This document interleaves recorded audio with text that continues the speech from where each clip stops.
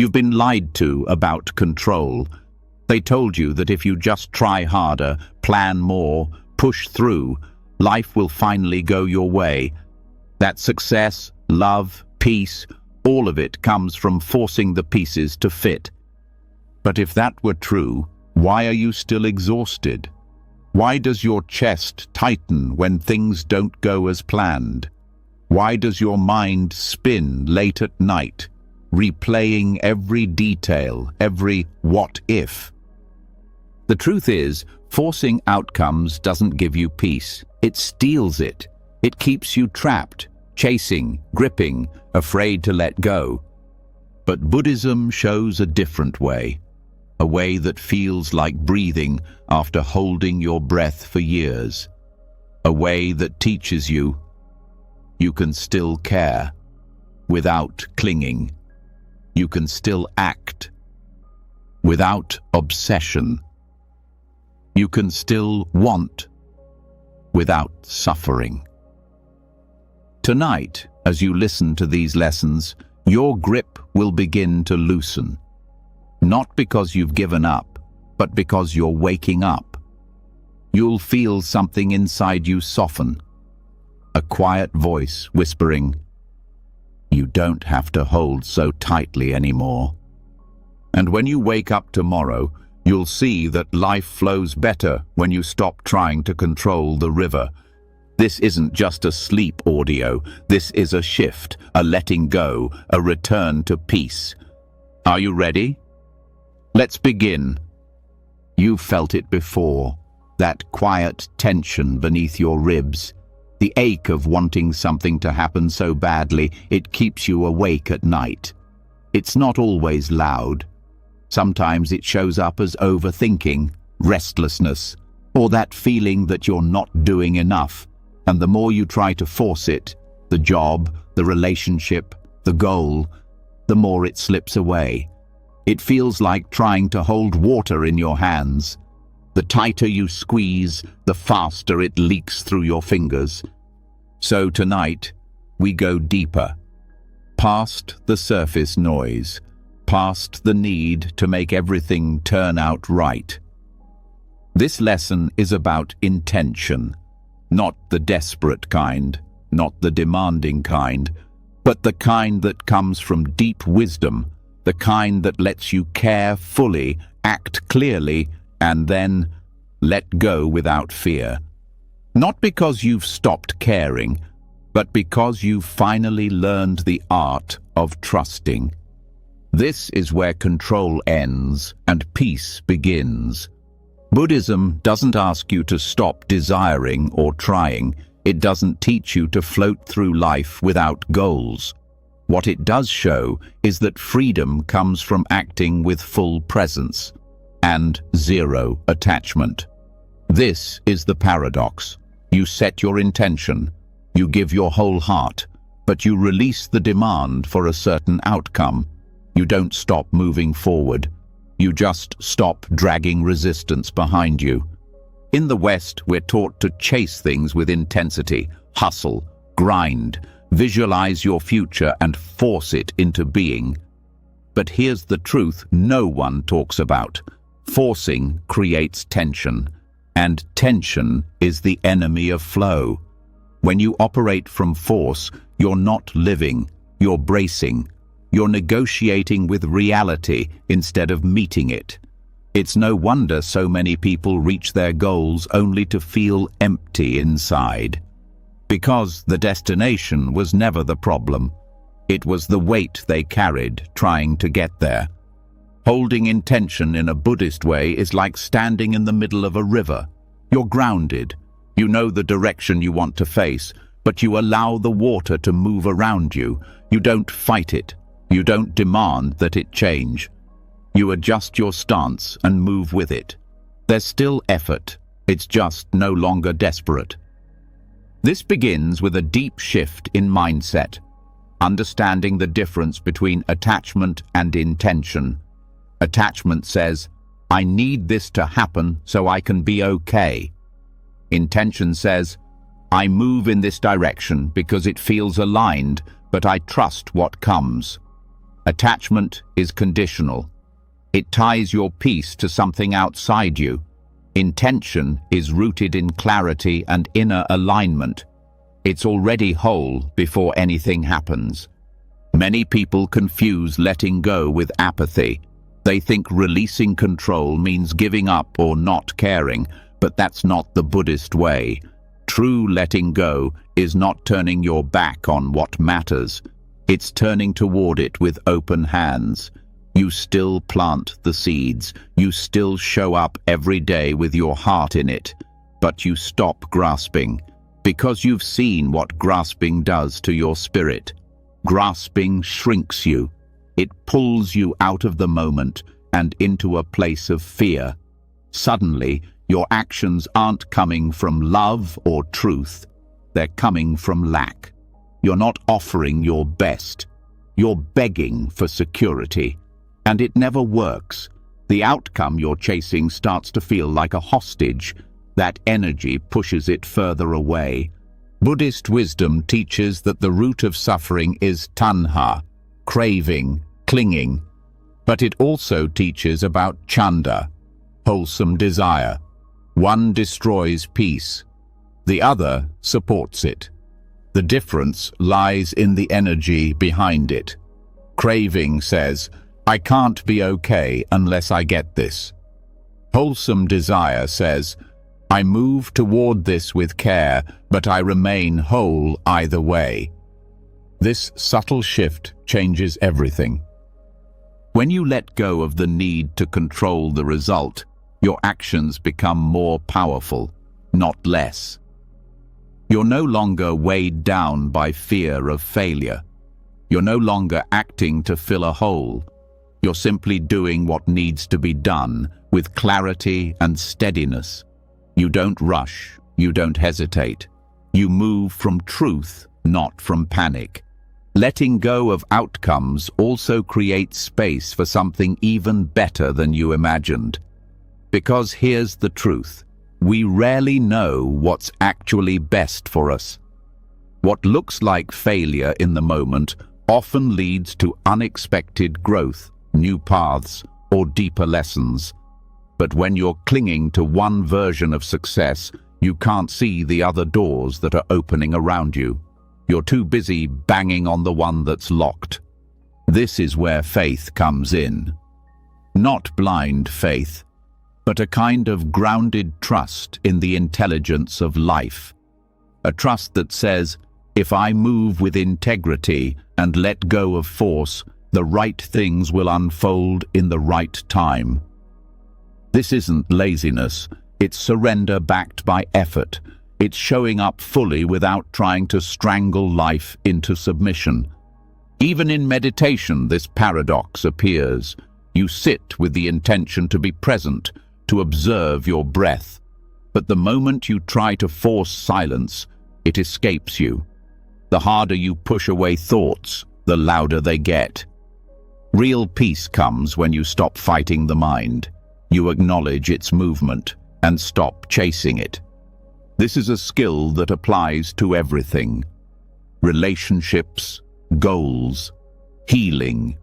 You set your direction, you bring your heart, and then you let go of needing it to turn out a certain way. Because you've learned the difference between love and attachment, between purpose and pressure. There's a story often shared in Buddhist circles, a monk holding a cup of tea. When asked if he's afraid it might fall, he says, "This cup is already broken, not because it's worthless, but because he understands impermanence. He drinks from it with full appreciation because he's accepted its eventual end. He holds it gently, not fearfully." This is how we hold our intentions. We move with purpose, we show up with love, but we hold everything lightly. We understand that nothing is promised, and that's what makes it precious. The tighter you cling, the more you suffer. The lighter your grip, the more fully you can live.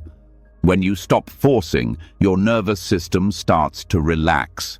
You sleep better, you breathe deeper, You stop rehearsing arguments in your head or scripting your future like a movie. You begin to trust your own ability to meet life as it comes, not as you demand it to be. And this trust is power. It's not loud or aggressive. It's the quiet strength of knowing who you are without needing everything to go your way. It's the kind of presence that turns goals into expressions of love, not desperation. And it's magnetic, because people can feel when you're not grasping. They feel the peace you carry. They feel your clarity. And ironically, the less you force, the more things begin to flow. Buddhism doesn't ask you to stop caring about your dreams. It teaches you to stop suffering for them. You stop believing that peace is waiting at the end of some perfect outcome. You realize it's here now, in the way you breathe, the way you walk, the way you meet this moment with presence. Everything you're looking for in the future already exists in how you show up now, not someday. Now. So tonight, as you lie in bed, let that truth wash over you. Feel the tension you've been carrying, the expectations, the timelines, the pressure, and then let it all fall away like dust from your skin. You've done enough for today. You've tried. You've shown up. Now let the universe carry the rest. No more gripping, no more waiting for things to be perfect before you feel peace. Let this be the night you stop forcing outcomes and start remembering your own power. Because the deepest strength is quiet. The real magic is already inside you. And peace begins the moment you stop fighting what already is. Let go now. Let the mind rest. Let life unfold. And just like that, the grip softens. You begin to feel what it's like to want something deeply without holding it by the throat. You move from the hunger to control into the space where intention breathes.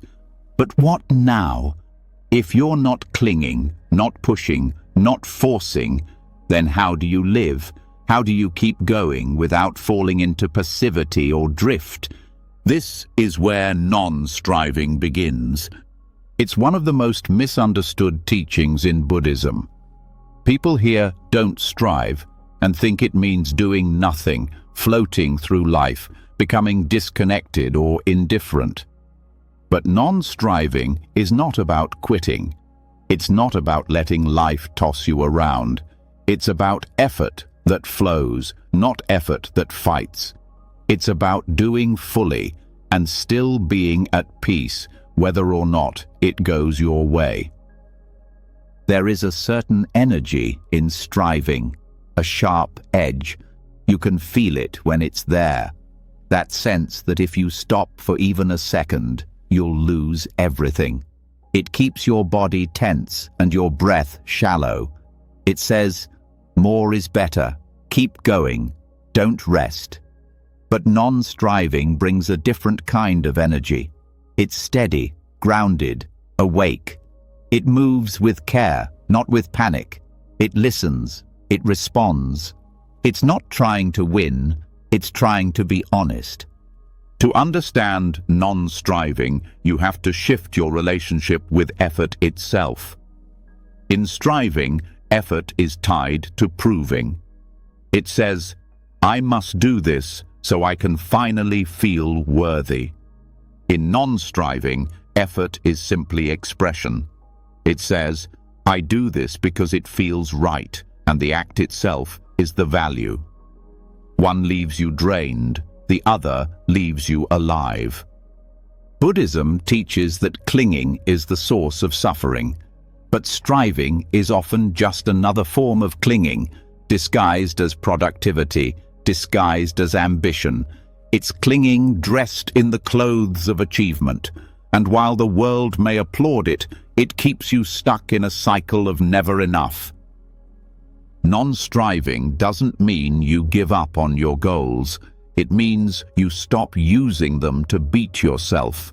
You stop measuring your worth by how fast you get there. You stop chasing outcomes like they owe you something. You do the work because the work matters. You show up fully, but you let go of the pressure to be somewhere else. In meditation, this becomes crystal clear. You sit with the breath. The mind wanders. You bring it back. If you strive, if you try to force the mind into silence, it rebels. It tightens. But if you gently return to the breath with patience, without demand, something shifts. The mind starts to settle on its own. You're not pushing, you're allowing. This is non-striving in motion. The same applies to daily life. Whether you're writing, cooking, speaking, or solving a problem, non-striving asks you to bring your full attention without the weight of "this must succeed."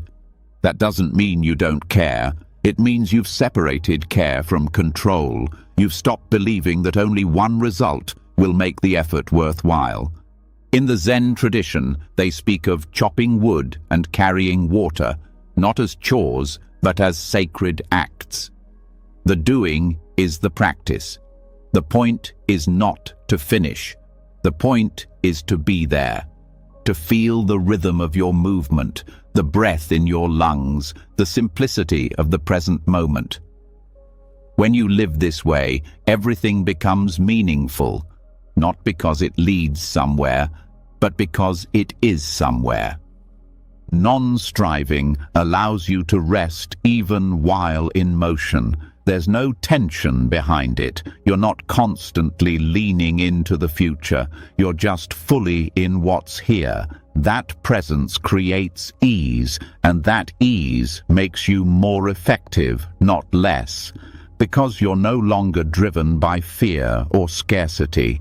You're driven by alignment. This doesn't mean effort disappears.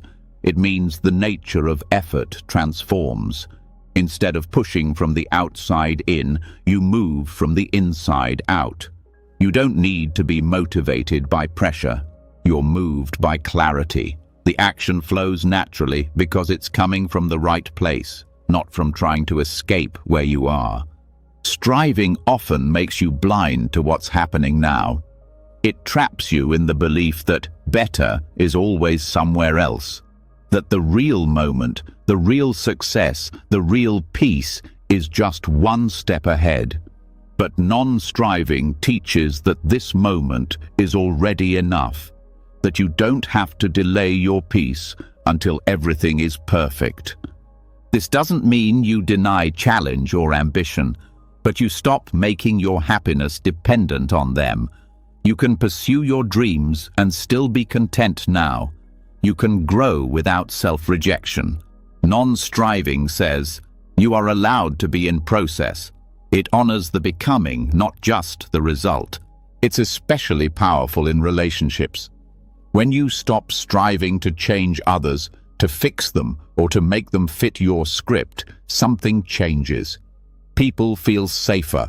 You become more present, more compassionate. You start seeing others for who they are, not for who you need them to be. And that space, that non-demanding presence, creates deeper connection than any force ever could. Even in healing, this teaching is vital. When you strive to be better too fast, you often suppress or rush through your own emotions. You pressure yourself into progress. But non-striving allows you to meet yourself exactly as you are. You stop fighting your pain, and in that stillness, the real healing begins. Not by fixing, but by accepting. The wound stops being something wrong with you and starts being part of your human experience. This also applies to creativity. Striving clutters the mind. It chokes inspiration. You get caught in perfectionism, fear of failure, doubt. But when you stop pushing, ideas begin to flow again. You tap into something deeper. You create not for approval, but because it's part of your nature. Non-striving restores that quiet joy in making things just for the sake of it. In work, this can feel like a paradox. We're trained to equate success with relentless pressure, but the most impactful work often comes from non-striving, from people who are deeply present, not panicked, who act with calm commitment, not chaos, who do their best and then let it go. That energy creates better outcomes, not worse. This is also true in learning. When you strive too much to understand, the mind becomes tense. But when you relax and let the information come in naturally, it integrates. You don't have to force growth. You create the right conditions and it unfolds. Like a flower, it opens when it's ready, not when you yell at it. The deep wisdom of non-striving is that it teaches you how to be in harmony with reality, not in opposition to it. You stop being a soldier against life and become a participant in it. You begin to flow, not float. You're still rooted, still engaged, but your energy is no longer clenched. It's open. This changes how you respond to obstacles. In striving, setbacks feel like failure. In non-striving, they become part of the dance. You meet them without panic, without self-blame. You adjust, you listen, you respond with clarity, not because you're numb, but because you're no longer resisting what's real. There's a soft discipline in this, a kind of elegant strength. You stay consistent, not because you're grinding, but because you're connected to your purpose.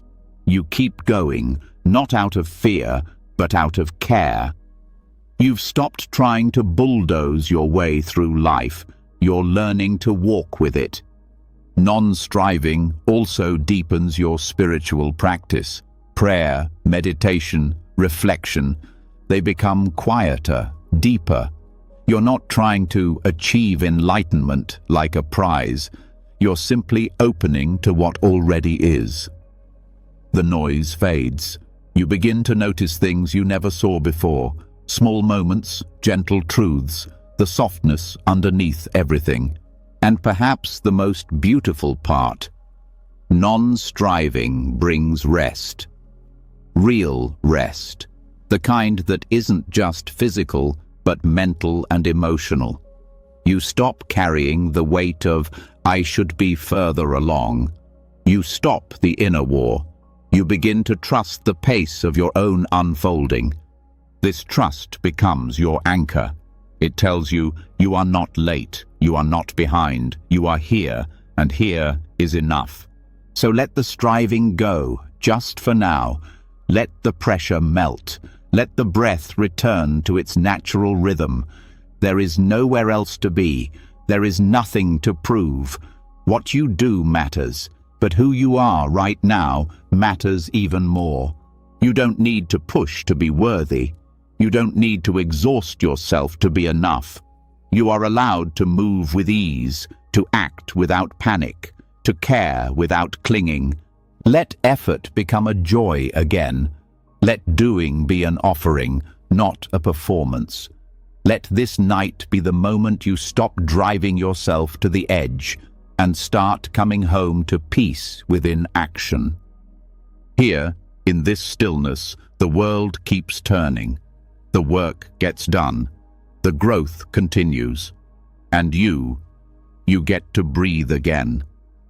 This is the wisdom of non-striving. Let it settle in your bones. Let it carry you into rest. Let the doing come from stillness, not struggle. You've done enough. Now rest. Let your heart stay open. Let your body soften. Let the silence hold you. Everything is already in motion. You don't need to push. You just need to be. So the breath softens. The tension releases.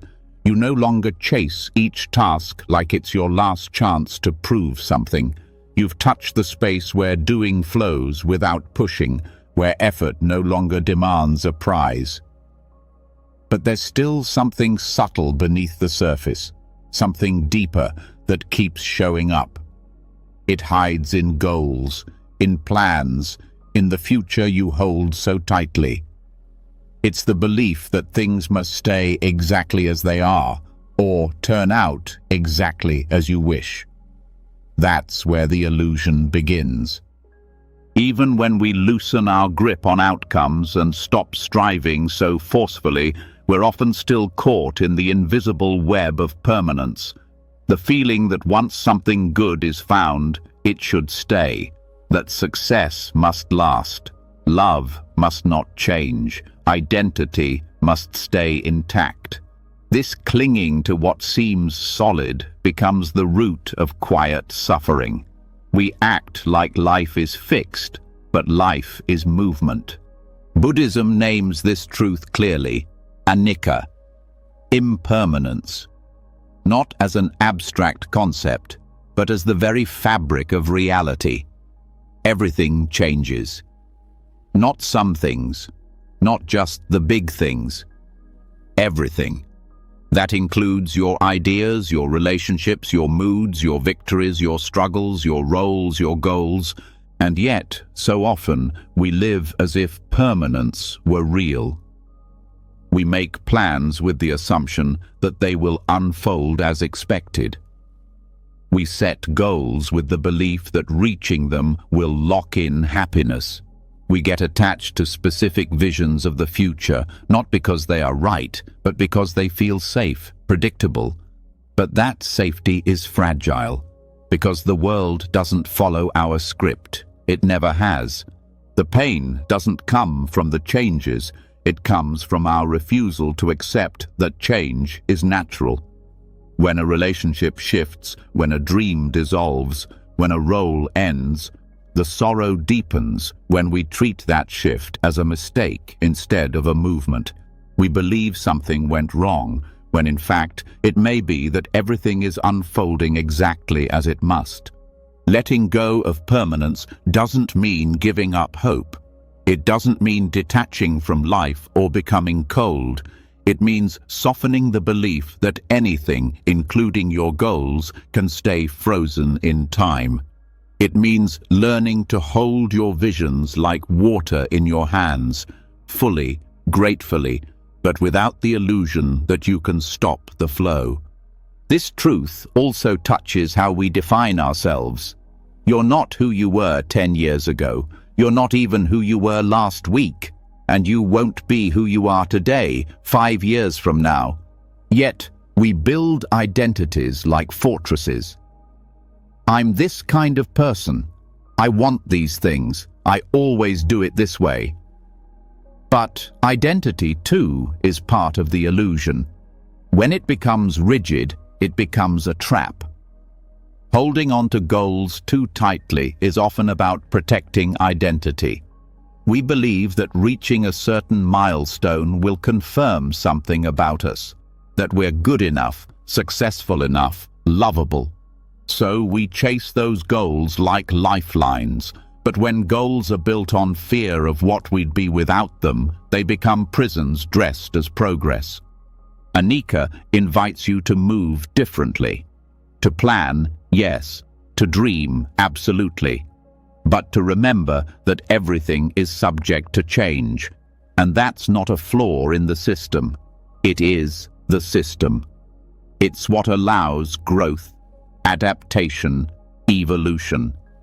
If nothing changed, healing would be impossible. Learning would be impossible. Joy itself would turn stale. Understanding impermanence also helps dissolve regret. Because if everything changes, then even the moments you label as mistakes were simply steps along a path that's still unfolding.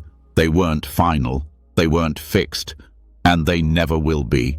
This frees you to stop carrying the weight of trying to rewrite the past. It's already moving. You don't need to drag it with you. There is also relief in knowing that no moment, no emotion, no failure, no success will last forever. The pressure begins to lift. You don't have to panic when joy arises, trying to hold it tight. You don't have to crumble when sadness appears, fearing it will stay forever. Everything you experience is temporary. Joy flows in, pain flows out, and neither one defines who you are. This understanding helps us release perfectionism. Often we set goals with an unconscious hope. Once I get there, everything will stay perfect. But nothing stays. Even the best achievements shift and dissolve, so perfection is not only unreachable, it's unsustainable. Peace doesn't come from locking life in place. It comes from trusting its rhythm. Living with the awareness of anicca doesn't make you passive. In fact, it makes you more alive. Because you know things won't last, you start paying attention. You listen more deeply. You love more fully. You stop delaying your presence. You recognize that this moment is all that's real, and that makes it precious. It also changes how you handle disappointment. When goals don't go as planned, instead of spiraling into despair, you remember, this too is impermanent. The failure, the delay, the heartbreak, it's not the end. It's just a turning, a redirection. And with time, it too will pass. You learn to meet change not with resistance, but with openness. You stop seeing life as a straight line. Instead, you start sensing its waves, its turning points, its unpredictable curves. You stop needing every chapter to look the way you pictured it. You start finding beauty in what you didn't expect, because your peace no longer depends on getting what you planned. It rests in your ability to adapt with grace. This is what makes anicca such a powerful lens for goal setting. It invites you to stay flexible, to know what matters to you, but to release the story of how it must arrive. Maybe the goal changes shape. Maybe it evolves. Maybe it disappears altogether and something better rises in its place. If you're clinging, you miss that. But if you're awake, you catch the new opening. This also builds resilience, because permanence is a fragile foundation. When things change, as they always will, a person who clings to fixed plans will break. But one who sees change as part of the path will bend, adjust, continue. This is not weakness, it's wisdom in motion. With this view, failure starts to mean something else. Not proof that you did something wrong, but evidence that something else wants to emerge. You learn to listen to life instead of just pushing your version of it. You become a partner with change, not a victim of it. And that relationship makes everything lighter. Goals themselves become less about proving and more about participating. You're no longer saying, this must happen or I'm not okay. You're saying, this feels aligned right now and I'm open to where it leads. That openness allows your goals to grow with you, to shift as you do. It's important to recognize that impermanence doesn't erase meaning, it deepens it.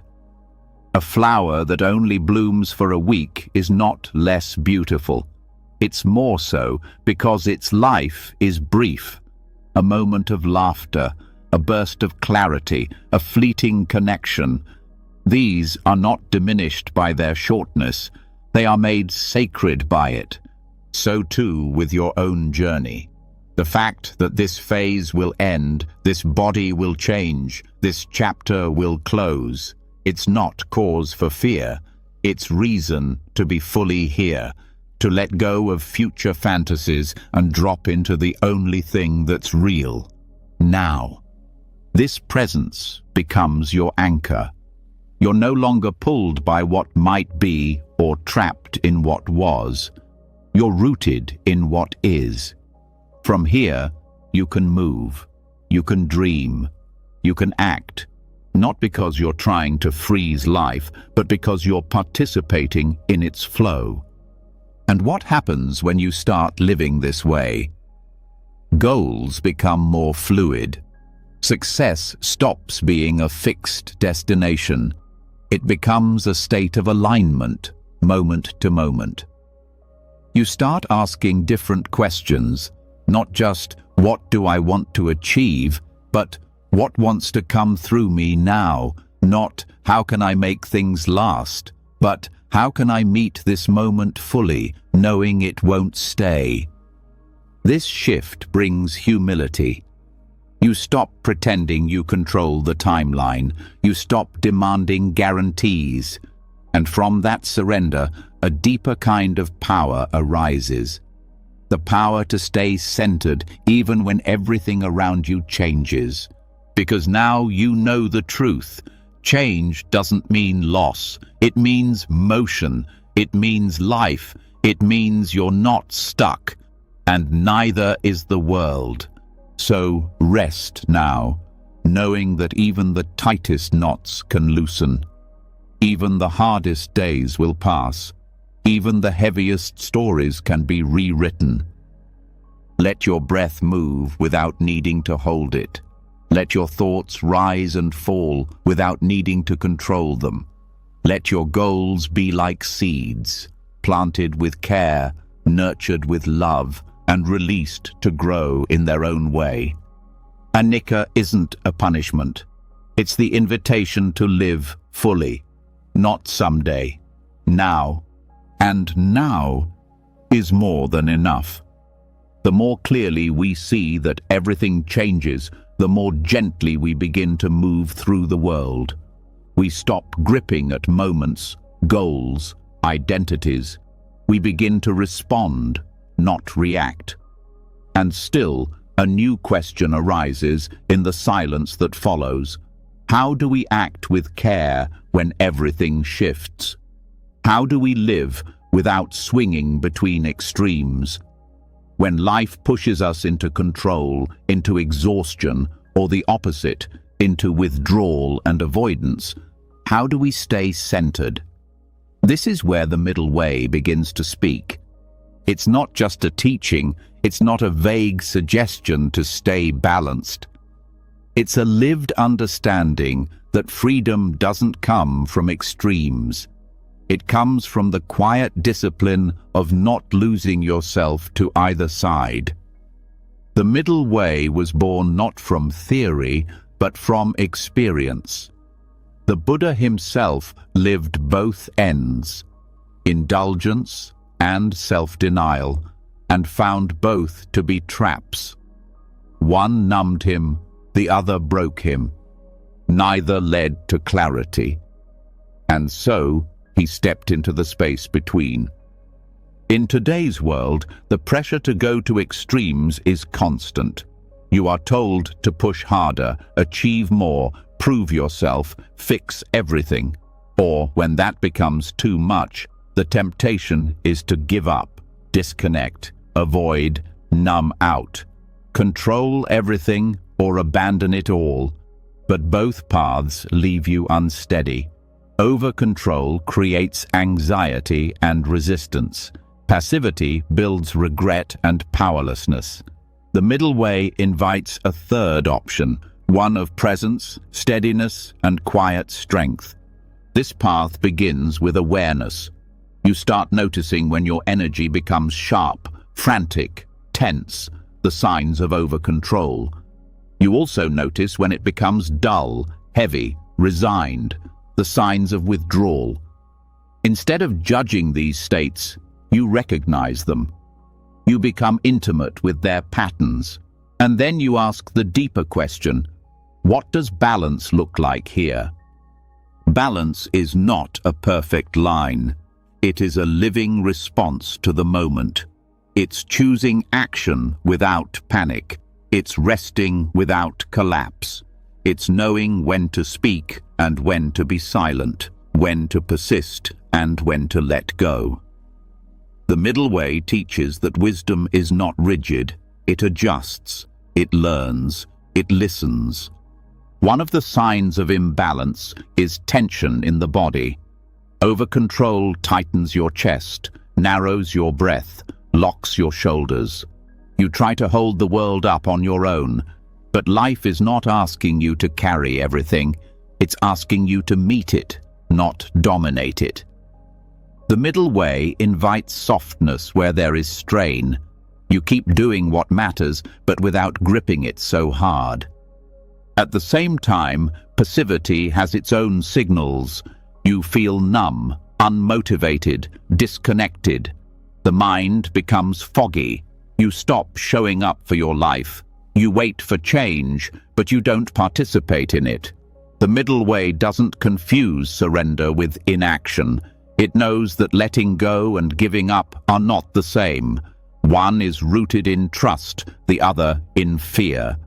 The practice is to stay present, even when things feel uncertain or slow. This teaching is especially powerful when applied to decision-making. Often we freeze, not because the choices are unclear, but because we're afraid of making the wrong move. The over-controlling mind demands certainty.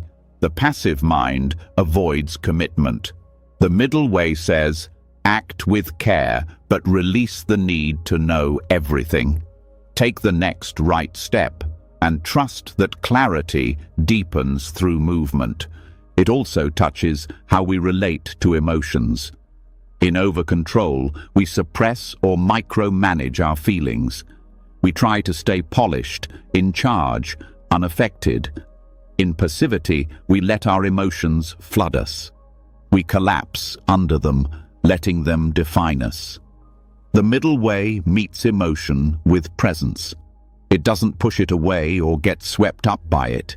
It holds space for it, allows it, learns from it, and then continues forward. This balance extends to relationships. Trying to control others, their thoughts, reactions, behaviors, only breeds tension. But disappearing emotionally, withholding or avoiding connection, doesn't create peace either. The middle way offers honesty without aggression, openness without exposure. It allows real connection because it comes from a place of steady self-awareness, not fear or demand. It is also deeply relevant to how we handle failure. When you are over-controlling, failure feels like collapse. You internalize it, you panic, you scramble to fix it. When you're passive, failure becomes a reason to stop trying. You shrink back, give up, hide. The middle way sees failure as a teacher, not something to resist or avoid, but something to meet. You examine what happened. You adjust. You move forward, not defeated, but informed. There's a rhythm in this path that is often missed. It's not static. It flows like a dance. You lean in, you pull back, you listen, you speak, you pause, you move. The wisdom is in the response, not in applying the same intensity to every situation. The middle way doesn't offer a formula. It asks for attention, honesty, and self-trust.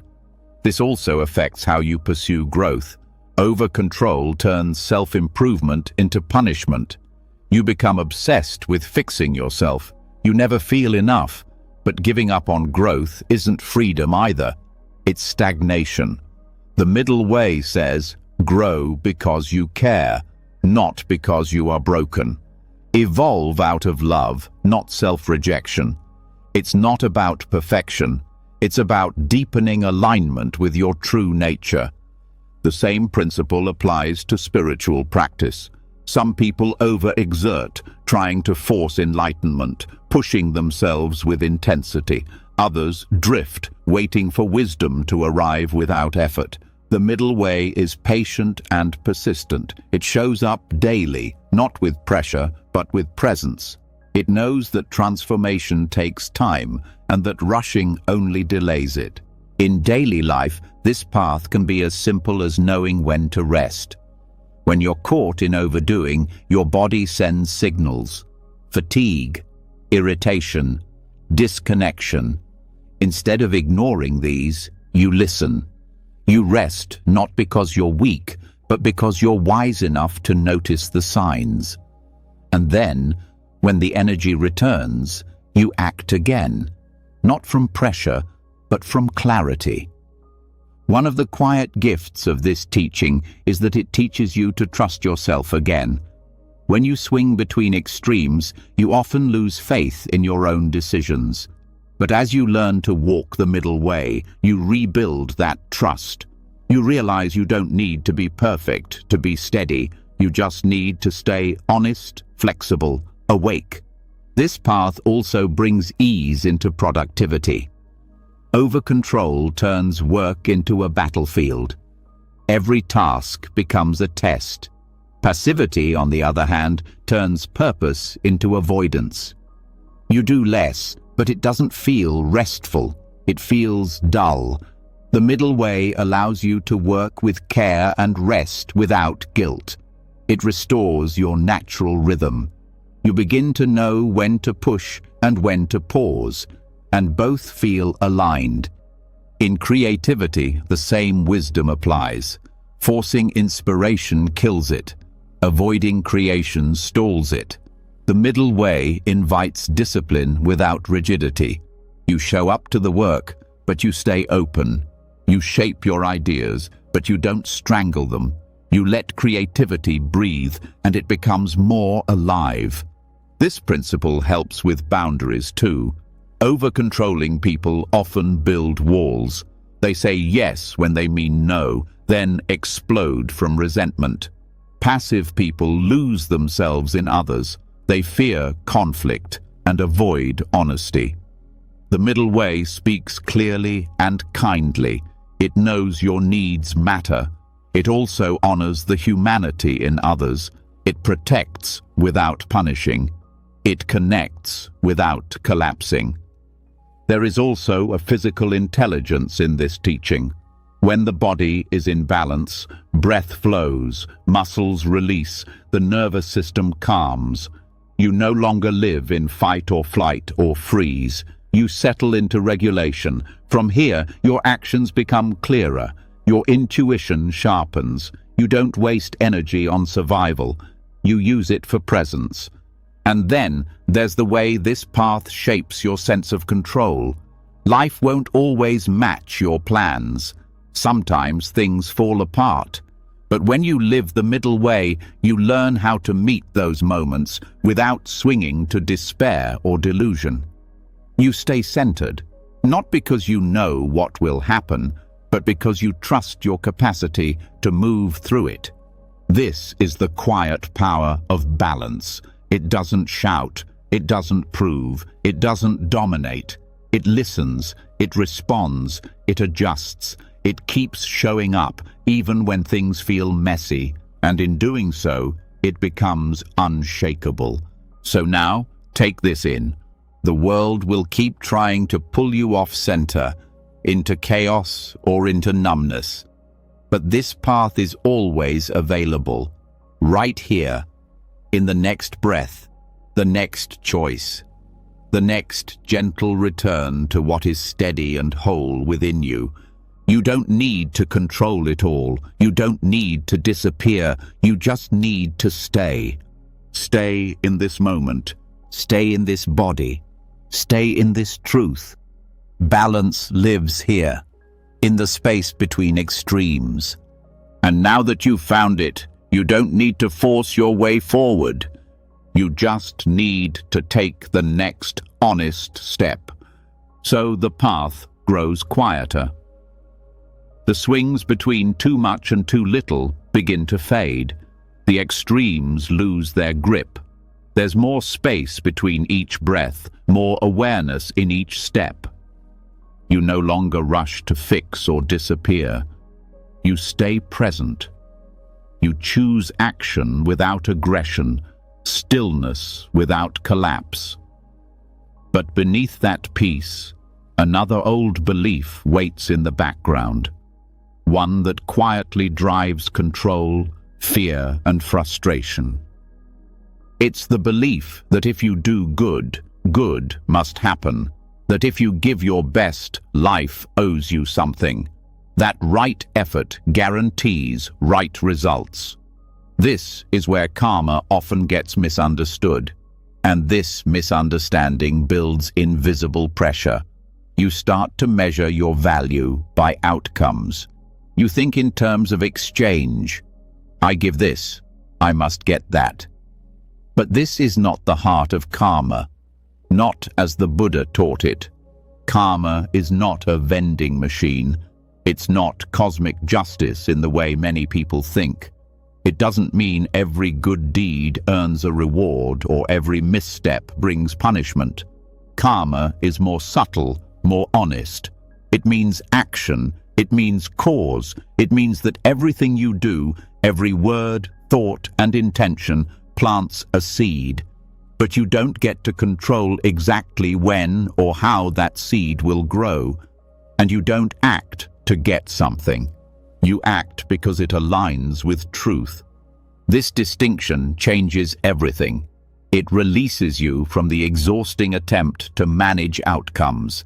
You stop treating your life like a system of reward and punishment. You start asking better questions. Not, what will I get from this? But, what am I creating in myself by doing this? That shift is freedom. Because now your power lives in the present moment, not in chasing a future result. When karma is misunderstood, it becomes a source of shame and confusion. People blame themselves for every painful experience. They think, I must have done something wrong, I must have failed. But life is more complex than that. Not everything that happens to you is a direct result of your current actions. Karma is collective. It moves across time, space, systems, and patterns. It's not a punishment. It's simply cause and effect playing out across layers far beyond what the mind can trace. This means that suffering isn't always your fault, and success isn't always your doing alone. There are infinite conditions that shape every outcome.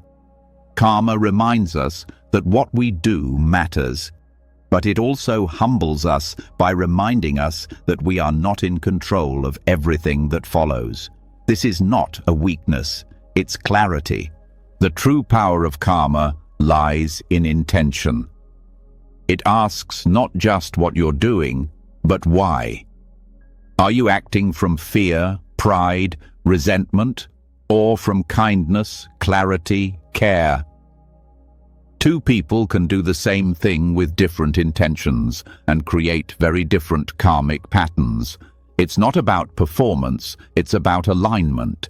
You become what you practice, and the quality of your intention shapes the energy you carry forward. This awareness makes you more honest. When you understand that karma doesn't guarantee results, you stop manipulating your behavior to earn a reward. You become sincere. You act rightly because it feels true, not because you're keeping score. This gives your choices a deeper integrity. There's no performance, no transaction, just the quiet dignity of right action. This clarity also brings compassion. If someone is struggling, you stop thinking they deserve it. If someone succeeds, you stop assuming they earned it all alone. You see beyond the surface. You understand that every life is shaped by visible and invisible forces. This humbles judgment. It opens empathy. It builds patience with others and with yourself.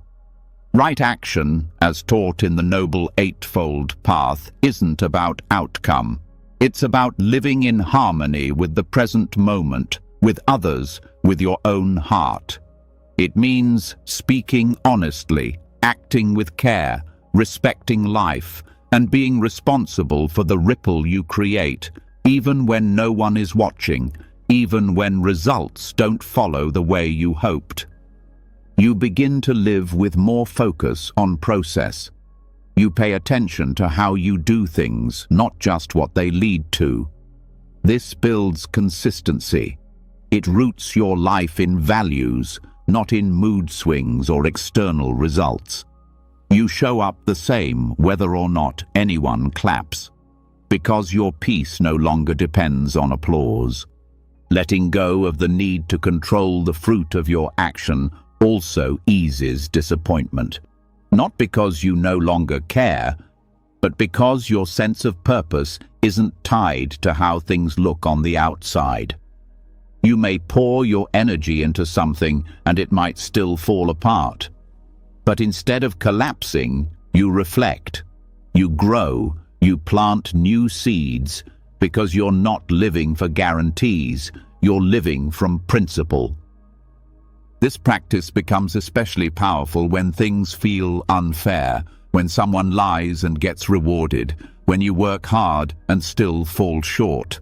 The mind wants to tighten, to demand balance, but karma invites trust in a larger unfolding, not a fantasy that everything will be fixed, but a deep faith that right action builds inner strength, even when outer results don't match.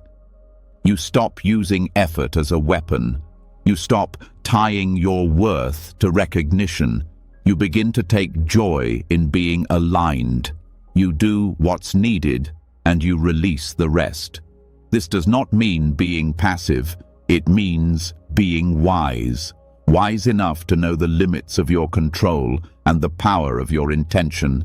Even in small actions, this shows. A kind word, a patient silence, a generous pause. These aren't just gestures, they are seeds. And though you may not see the bloom, something always grows. Maybe in someone else, maybe in you, maybe in ways you'll never understand, but nothing true is wasted. This truth also heals perfectionism. You stop obsessing over getting it all right. You focus instead on staying honest. You know that mistakes will happen, but you learn from them. You don't need to punish yourself. You take responsibility without shame. You keep planting better seeds. You keep moving forward. The misunderstanding of karma often makes people fearful, afraid to make the wrong move. But real karma is not about fear. It's about connection. It reminds you that your life touches other lives, that your energy echoes beyond this moment. It asks you to live with care, not anxiety. This kind of living builds resilience, because when your peace is rooted in intention, you're no longer shaken by every external change. You may be disappointed, you may grieve, but you don't break. You trust the ground beneath you, not because it guarantees success, but because it is steady, real, earned. You also stop comparing yourself. When you no longer see life as a scoreboard, you stop needing to win. You stop measuring your path against others.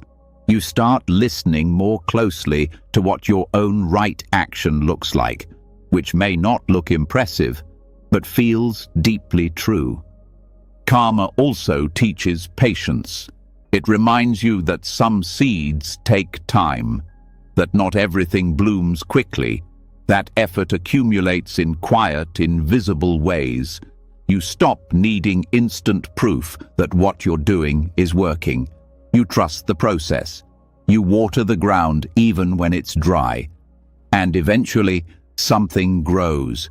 Maybe not what you expected, but often what you truly needed. This frees you from bitterness. You stop blaming life for not meeting your timeline. You start engaging with it as it is, not as you think it should be. You stop saying, "I deserve this by now," and you start saying, "This is where I am. What can I do with care?" This doesn't mean accepting harm. Karma also means being responsible for what you allow. Right action includes boundaries, includes speaking up, includes refusing to perpetuate pain. It doesn't mean shrinking. It means showing up in a way that aligns with your deepest truth, even when it's hard. And it means letting go when needed. If a path becomes harmful, you don't stay because of sunk cost. You don't cling because of guilt. You trust that walking away can also be right action. That sometimes not continuing is the most powerful seed you can plant.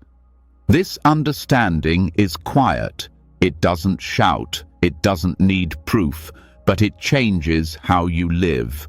You become someone who acts with integrity, not for applause, who rests without shame, who contributes without needing control, who serves not out of fear, but out of love.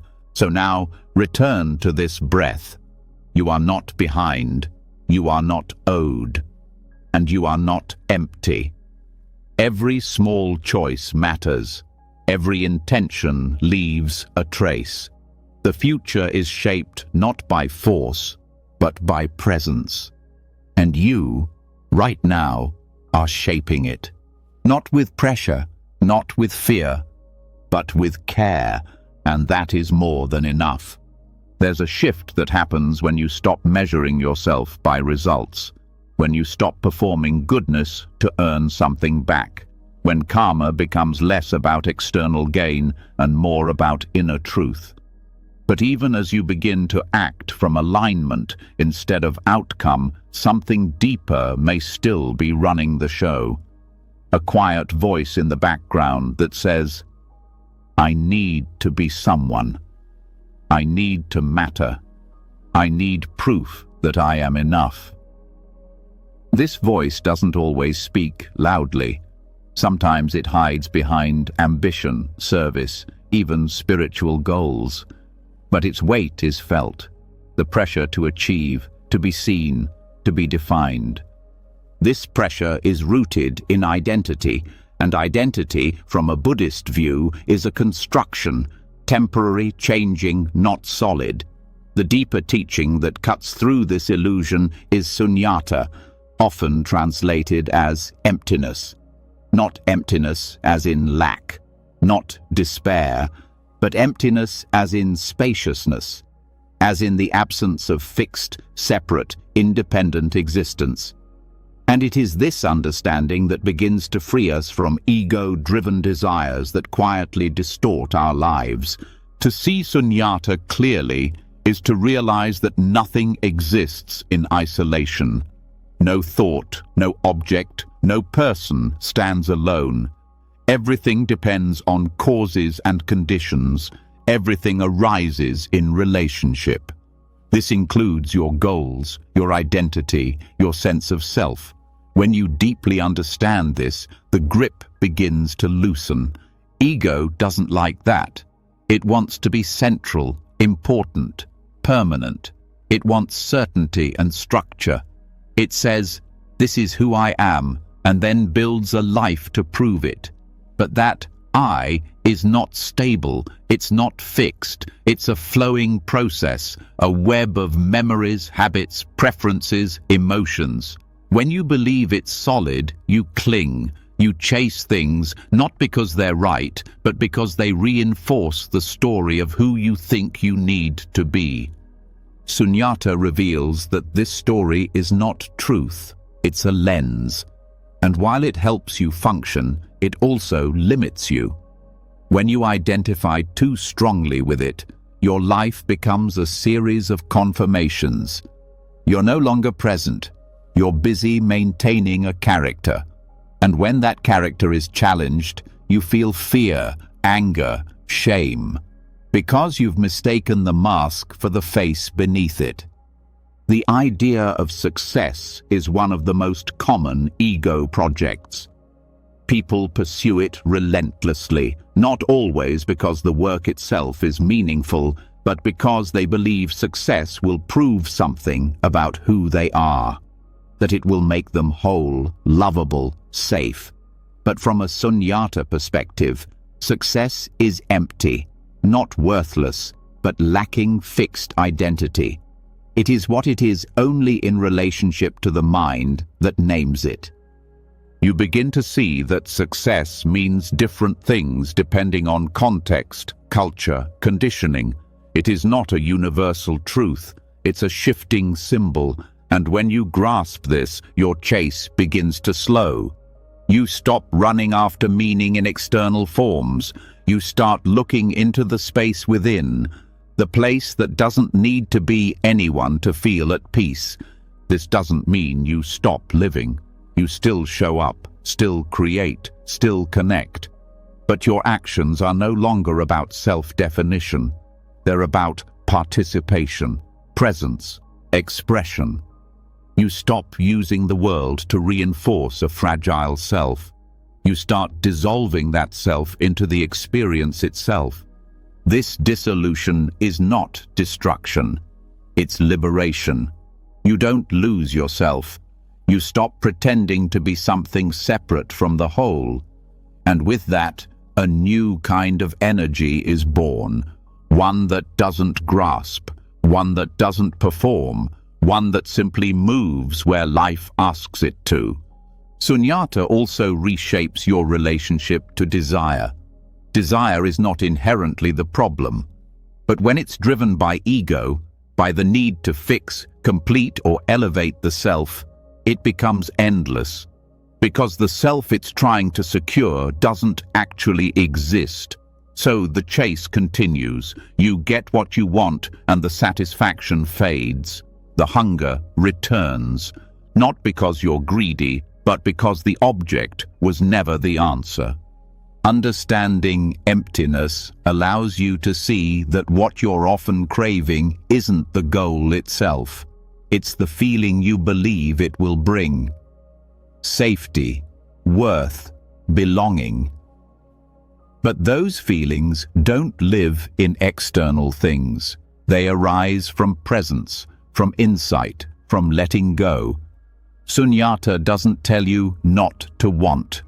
It invites you to see through your wanting, to trace it to its root and question its origin. This clarity softens compulsions. You stop needing things to fill the silence. You stop rushing into decisions just to escape emptiness. Because now you see that emptiness is not a problem. It's the space from which freedom begins. It holds everything without clinging to anything. This doesn't mean you float above life. It means you enter it more fully, with fewer demands. You speak honestly, not to prove something. You love freely, not to possess. You move through joy and sorrow without building a fixed identity around either one. You begin to trust that life does not need to be controlled in order to be meaningful. Sunyata also cuts through comparison. Ego thrives on measuring, better, worse, ahead, behind. It seeks comfort in being special, important, validated. But emptiness reveals that no identity is more real than another. That what you see in others is just as fluid, just as constructed.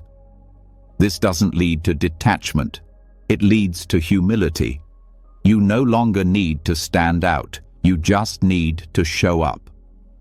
From here, compassion grows, because if the self is empty, then so is the boundary between you and others. Their suffering is not separate. Their joy is not foreign. You act not from obligation or virtue, but from the simple knowing that we rise and fall together. The ego asks, "What do I get from this?" Emptiness asks, "What does this moment need?" This changes how you hold mistakes. Instead of defending the ego, you become curious. There's less shame, more honesty. You stop needing to be right all the time. You stop needing to protect a perfect image. You see the error, you learn, you adjust, without making it personal. Because there's no fixed self to shame, only patterns to observe and refine. Even in spiritual practice, sunyata is essential. Without it, the path becomes another identity, another version of me to protect.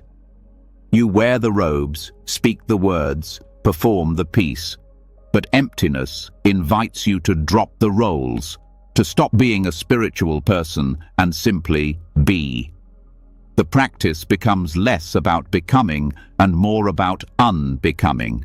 This leads to greater stillness, not the forced stillness of holding everything together, but the natural stillness that comes when nothing needs to be defended.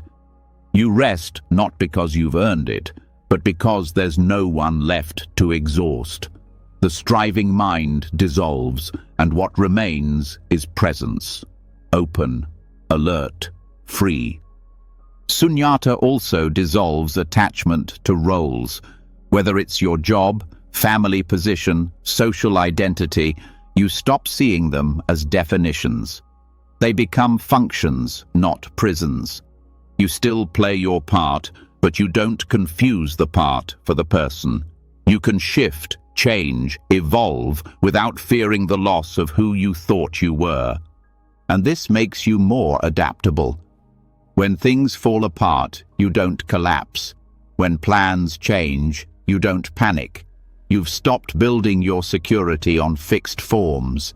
You trust the space itself. You've let go of needing to be solid, and in that softness, you've found real strength. Sunyata is not a rejection of the world. It's the doorway to entering it more fully, without the need to possess, to cling, to control. It reveals that everything you thought was fixed is actually moving. And that's not chaos. That's life unfolding. So now, pause. Notice the space around your thoughts, the space between your breaths, the silence beneath your stories. That space is not empty in a painful way. It's full of possibility. It's the freedom to stop performing and to start living without the weight of becoming. You don't have to be someone special to matter. You don't have to achieve more to be worthy. You don't have to chase peace through identity. Let the self dissolve. Let the need to be defined fall away. What's left is enough. What's left is real. When the structure of ego starts to fall away, when sunyata reveals that there's no fixed self to defend, a strange kind of peace begins to settle. There's less urgency, less pretending, more space to breathe. But even as emptiness softens the mind, one of the strongest threads still holds tight. The belief in who we think we are, not just as a concept, but as an identity built over years of proving, fixing, performing, and surviving. And this identity, when clung to, quietly becomes the source of our most painful patterns, especially the need to force outcomes. It's subtle. It starts early. We get messages about who we're supposed to be. Maybe someone called us smart or strong or the responsible one. Maybe we were told we had to be a success, a leader, a provider, or someone who always keeps it together. And over time, those words sink in. They become self-definitions.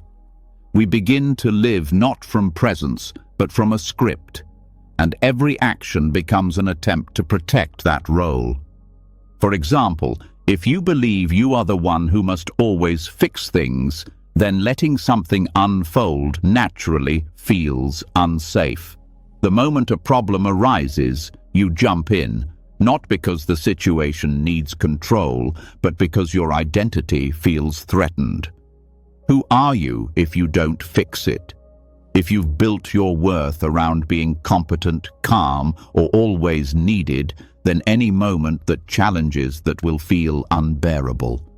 This is how forcing is born. Not always from greed or control, but from fear of identity loss. If you've spent your life believing you are only valuable when successful, then failure won't just feel disappointing, it will feel like death to the self you've built. So you overwork, overthink, overplan, not because you're clear, but because you're scared to lose the version of yourself that gives you a sense of place in the world.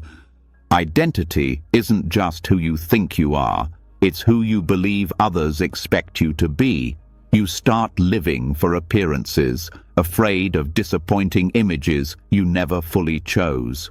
And in doing so, you stop being real. You filter your truth. You ignore your needs. You say yes when you mean no. You keep pushing even when your body says stop. All because stopping feels like failure, not of the task, but of the self. Letting go of identity is one of the most terrifying but liberating things a person can do. It means facing the reality that who you think you are is not solid. It means asking, what if I'm not the achiever? What if I'm not the helper? What if I don't have to be the strong one all the time? And that's hard, because identity brings a sense of safety. Even if it's exhausting, at least it feels familiar. But the truth is, holding on to it is what keeps you in a loop of tension and force. When you let identity soften, your actions begin to change. You stop needing to push so hard. You listen more. You pause before reacting. You ask, is this coming from truth or from a need to prove something? That simple pause is where freedom begins. You start moving from clarity, not compulsion. This shift is especially important when it comes to goals. Goals are not the problem. But when your self-worth is wrapped up in achieving them, you lose your ability to respond with wisdom. Every delay becomes a threat. Every setback feels personal. You push harder, not because the goal matters, but because your sense of self depends on it. And when it doesn't work out, the collapse is deep. Not just disappointment, but identity rupture. Letting go of identity doesn't mean you stop having preferences or direction. It means you become more honest about where your energy is coming from. You start to act without performance. You serve without needing to be seen. You care without turning it into a project about yourself. There's more space for life to move through you. This also reshapes how you handle feedback. If you're identified with being the smart one, criticism becomes unbearable. But if you see yourself as a fluid being, always learning, always changing, then feedback is just information. It doesn't touch your core, because that core is no longer a frozen concept. It's a living, breathing presence. Relationships shift too. When you stop clinging to roles like the caretaker, the provider, or the one who has it all together, you become more real. You let others in. You allow yourself to receive. You say, I don't know, without shame. You show your limits without collapse. And that openness creates deeper connection, not based on performance, but on truth. There is a deep exhaustion that comes from living inside an identity, from constantly trying to maintain the image of who you believe you should be. When that drops, there's a kind of rest that isn't just physical, it's emotional, mental, even spiritual. It's the rest of not needing to be anyone in particular. And it doesn't make you lazy, it makes you more responsive. You become a better listener. To others, yes, but also to yourself. You stop overriding your intuition just to maintain appearances. You start trusting the moment instead of clinging to the script. This trust allows for more adaptability. If you're not trapped in identity, you can pivot. You can let something fail without it meaning you're a failure. You can walk away from what no longer fits. You stop squeezing yourself into roles that used to serve you but no longer do. You give yourself permission to evolve, and that permission is powerful. It means you don't need to wait until everything falls apart to change. You can shift before the burnout. You can slow down before the collapse, because your choices aren't tied to ego anymore. They're tied to reality. There is humility in letting go of identity. You admit you don't have it all figured out. You stop pretending you're above help. You allow yourself to be a work in progress, and this makes you more compassionate, because you realize everyone else is navigating the same fear, the same attachment, the same masks. From this place, you no longer try to fix people to maintain your identity as the helper. You stop trying to impress people to keep your role as the successful one. You stop shrinking to protect your image as the humble one. You begin to act not from image, but from inner alignment. This is a quiet kind of freedom. No one may notice it on the surface, but inside, something softens. The grip loosens. You breathe deeper. You respond more slowly. You begin to feel what it's like to live from presence, not persona. You realize that you can still show up fully, still care deeply, still work passionately, without making it about your reflection in the eyes of others. And this takes away the pressure. You stop needing to control outcomes, because those outcomes no longer define you. Whether it works or doesn't, whether they approve or not, it's no longer about who you are. It's just life, unfolding. And in that unfolding, you return to a deeper kind of confidence, not the kind built on labels or applause, but the kind that says, I trust the one behind the mask, even if no one sees it, even if I'm still learning. That trust is what allows you to move without forcing, to lead without domination, to love without control. Let go of the names you've been given. Let go of the roles you've been stuck in. Let go of the tight definitions that tell you who you must be. You are not just a success. You are not just a helper. You are not just the strong one. You are not your past. You are not your image. You are the one underneath all that, the one watching, the one breathing, the one that doesn't need to be anything in particular to be at peace. Return to that again and again, not to disappear, but to live with less effort, less tension, less fear. Because in that space, there's nothing left to force. There's just the next clear step and the freedom to take it. When the need to be someone begins to fade, when the grip around your identity starts to loosen, a rare kind of peace begins to emerge. You stop performing for validation. You stop chasing roles that no longer fit. You move from a deeper place, one that doesn't rely on proving your worth through action. But even in this inner freedom, the mind still wants to fill the space. It rushes to speak, to solve, to explain. It fills silence with noise, both outside and within. And so the next step becomes clear. Not more doing, not more striving, but something far more powerful: stillness. Noble silence is not just the absence of talking. It is the conscious choice to stop interfering, to stop reacting to every thought, every impulse, every uncomfortable moment. It is the space where ego softens even further, not through effort, but through restraint. It doesn't mean withdrawal. It doesn't mean disengagement. It means listening more deeply.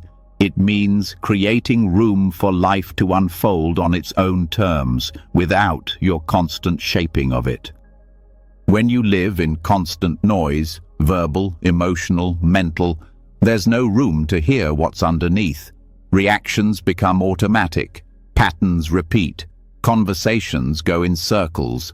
But noble silence interrupts this cycle. It's not silence for the sake of quiet. It's silence that holds presence. Silence that says, I don't need to fix this right now. I don't need to rush to clarity. I can sit in the unknown. This kind of silence reveals truth. When you don't speak just to avoid discomfort, you begin to notice what discomfort is trying to teach you. When you don't speak just to control a situation, you begin to witness how it naturally moves without your interference. You start to understand that not every space needs to be filled, that sometimes clarity only comes when you stop trying to force it into words. Mental silence is just as vital. The inner dialogue that constantly narrates your life can become its own prison. The voice that explains, judges, compares, plans. It runs non-stop unless you choose to pause. Noble silence invites you to watch this voice without feeding it, to observe thoughts without following them, to create a gap between awareness and reaction. That gap is where peace begins. This practice becomes especially important in conflict. The urge to speak, defend, correct, or win is strong, but often words made in reaction only create more distance. Noble silence doesn't mean shutting down. It means waiting for the right moment. It means holding space until your response comes from wisdom, not reactivity. It means allowing the other person's words to land before forming your own. In relationships, this silence is transformative. When you stop interrupting, fixing, or filling the space, you begin to hear people differently. You listen without planning your reply. You notice what's underneath their words, and this kind of listening creates safety. It tells the other person, you are allowed to be heard without pressure. It builds trust not through answers, but through presence. Noble silence is also a practice of humility. It teaches you that your words are not always needed, that your opinion doesn't always have to be shared, that your insights can wait. This isn't about self-erasure, it's about discernment, knowing when speaking serves the moment and when silence says more. Even in solitude, noble silence has power. It becomes a mirror. Without distraction, you face your thoughts. You notice the patterns. You see the emotions you usually outrun. And in that seeing, something shifts. You realize that presence doesn't need noise, that being alive doesn't require constant activity, that stillness is not the absence of life, it is the heart of it. This kind of silence is not passive, it's deeply engaged. It requires discipline. The discipline to wait, to watch, to withhold impulsive reactions.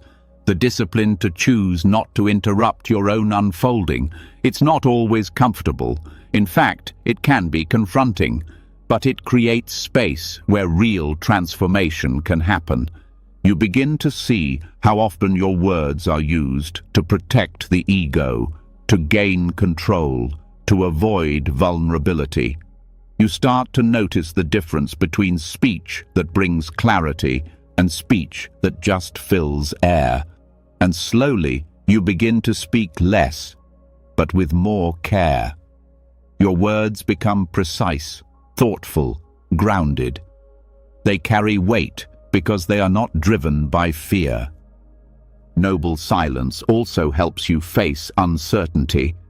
When the mind is quiet, you're not rushing to conclusions. You're not constructing stories to avoid the unknown. You're letting things emerge in their own time, and this builds trust. Not in your ability to figure everything out, but in your ability to remain still until the next step reveals itself. In this way, silence becomes a form of surrender, not the surrender of giving up, but the surrender of not needing to control every outcome. You still act, you still respond, but not from panic, not from ego, from presence, from awareness, from the calm center that sees clearly and moves wisely. In creative work, noble silence makes room for inspiration. When the noise quiets, Insight rises. Ideas come not from force, but from spaciousness. You stop chasing solutions. You start receiving them. This doesn't mean doing nothing. It means creating space for the right thing to come forward, rather than trying to squeeze it into shape. Noble silence also strengthens intuition. The more you quiet the mind, the more you hear the subtle signals, the feeling in your body, the quiet sense of yes or no. You learn to trust this deeper knowing, not because it's dramatic or loud, but because it comes from stillness, not from fear. This kind of silence is especially healing in a world of constant noise, information, opinions, updates. It never stops. But silence gives your nervous system a chance to reset. It lowers stress. It deepens focus. It reminds your body that it doesn't have to be on high alert all the time. And in meditation, noble silence is the foundation. Not just silence in your mouth, but silence in your effort. You stop trying to reach a certain state. You stop judging your experience. You simply sit, you breathe, you watch. And over time, that simple practice changes how you live. You become less reactive, less tangled, more steady. This silence is not something you achieve, it's something you return to, again and again. In the car, in a pause before a response, in a walk without headphones, in a moment of feeling and not naming.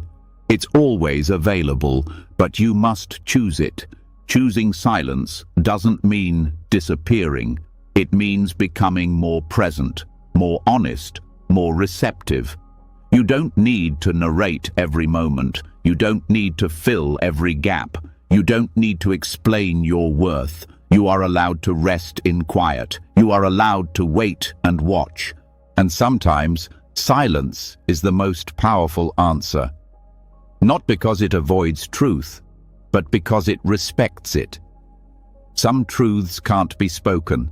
Some healing happens in the space between words.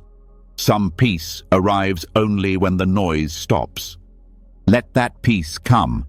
Let the silence hold you. Let it speak for you when words would only add confusion. Noble silence is not emptiness. It's presence without interference. And it is from this space that life begins to unfold, not as you plan, but as it must. And that unfolding, without force, is more than enough. When silence settles, a different kind of clarity begins to grow. No longer drowned out by mental noise or pressured speech, you begin to see your inner life with sharper detail. Not just thoughts and emotions, but the movements beneath them. The motivations, the pulls, the urges that guide your choices without always being seen. One of the strongest forces among them is desire. It shows up in almost everything you do. But not all desire is equal. Some kinds bring peace, others tighten the mind, some lead to growth, others to suffering. To walk this path with honesty, you must learn to tell the difference. In Buddhist teaching, this difference is described through two words, chanda and tanha. Both are forms of wanting. Both involve energy, direction, intention. But their roots and their results are completely different. Chanda is wise desire. It is the motivation to move towards something wholesome, beneficial, aligned with truth. It's the inner pull that says, this matters, this supports life, this feels right. It's not born from fear or lack. It doesn't demand certainty. It carries clarity and lightness. You feel more present when you follow it, not more anxious. Tanha is craving. It's the restless hunger to get something that you believe will finally make you complete. It's not about the object. It's about escaping the discomfort you feel right now. It's driven by grasping, pressure, and dissatisfaction. Even when it gets what it wants, it doesn't rest. It moves to the next object, and then the next, and it always whispers the same lie. Once you have this, you'll be okay. Learning to recognize the difference between these two is not just helpful, it's essential. Because craving often disguises itself as purpose. It can wear the mask of ambition, romance, self-improvement, even spirituality. But beneath the surface, it's still fueled by lack. You chase not because you are clear, but because you are afraid to stop. Wise desire does not carry that urgency. It doesn't grab, it guides. It arises from a place that feels already whole, already steady. It doesn't promise that life will be perfect if you get what you want.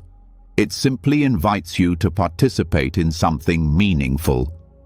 There's room to breathe inside Chanda. There's space to adjust. You don't cling to results. You care, but you don't collapse if things don't go as planned. Craving, on the other hand, tightens your body. It narrows your vision. It creates tunnel thinking, this or nothing. It pulls you out of the present and into imaginary futures where everything finally feels right. But the more you chase it, the further away peace seems to be. You begin to live for the future while missing what's right in front of you. This distinction becomes especially important in decision-making. When you're choosing your next step, ask not just what you want, but why you want it. Is it to move closer to truth or to escape discomfort? Is it to express something real or to prove something to others or yourself?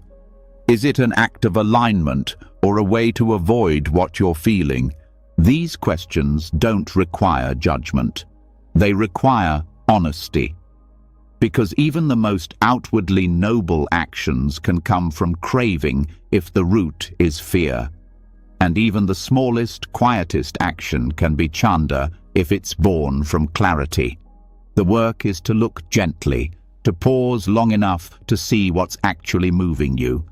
This difference also affects how you handle disappointment. If your desire was wise, you can accept when things don't work out. You feel the loss, but you're not shattered, because your peace wasn't tied to the outcome. But if the desire was craving, any disruption feels like a threat to your identity, your worth, your safety. You react with blame, shame, or panic, and the cycle repeats. Craving is built on the belief that this moment is not enough, that something out there will finally fix the emptiness inside. But emptiness cannot be filled with more reaching. It dissolves through presence, through letting go, through understanding that the very thing you're chasing is often already here, just blocked by the noise of wanting. Wise desire does not ignore ambition. It includes the wish to grow, to help, to learn, to heal. But it does so without obsession. It allows for failure. It allows for change. It walks the path without crushing you under pressure. It's gentle and steady. It builds patience instead of anxiety. This shows up in relationships too. Craving makes you attach quickly, idealize wildly, fear loss constantly. You try to hold people in place, needing them to complete your story. But wise desire allows connection to breathe. It loves fully without trying to possess. It knows that another person cannot complete you, only meet you. In work and creativity, the same difference applies. Craving needs recognition. It needs proof of worth. It needs to be the best. So it exhausts you. It compares you. It robs joy. But wise desire works from meaning, not ego. You still give your best, but your value is no longer riding on the result. You create because it feels true, not because you're trying to be someone. This is also where discipline becomes clearer. Craving can look like effort, but it's frantic. It pushes from fear. It can't rest. But wise desire brings consistent effort without aggression. You keep going not because you're scared to stop, but because it feels good to stay in motion. Your discipline becomes a form of care, not control. Understanding this difference helps with letting go. Craving holds on too tightly. It won't release what's no longer working because it needs that thing to keep its story alive. But wise desire knows when to release. It can end something without collapse. It sees that timing matters, and forcing something past its natural end only creates suffering. You also begin to understand your past differently. Many choices that once looked like mistakes were simply moments when craving led the way. You don't have to hate those parts of yourself. You can meet them with compassion. You can learn. You can recognize when the voice of craving returns and choose not to follow it. That's wisdom in action. As this understanding deepens, you begin to reshape how you live. You set goals with spaciousness. You move toward what matters without being consumed by it. You rest without guilt. You act without obsession. You enjoy success without needing it to define you. You feel failure without making it mean you're broken. You begin to live in a state of enough. That doesn't mean complacency. It means wholeness. From here, you can still grow, dream, stretch. But you don't abandon yourself in the process. You don't chase peace. You carry it with you. This way of living doesn't mean every moment is easy. There will still be challenges, still be longings, still be moments of tension. But now you know how to see them clearly. You know how to ask, is this chanda or tanha? And that question brings you back to center. You start to make peace with desire itself. You stop treating it as the enemy. You stop swinging between suppression and indulgence. You learn to walk with it wisely, to feel its energy and know when it is pointing toward truth and when it is pulling you away. You trust that wise desire doesn't shout. It doesn't rush. It speaks quietly, often through the body, often through stillness. It doesn't offer guarantees, but it offers alignment. And that is worth more than any fleeting reward.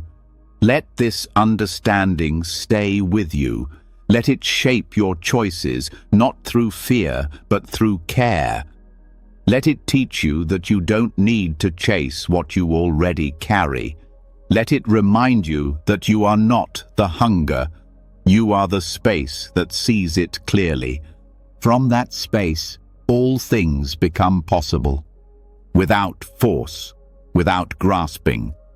Just one step, steady and true. When the difference between craving and wise desire becomes clear, you begin to feel the shift in your everyday choices.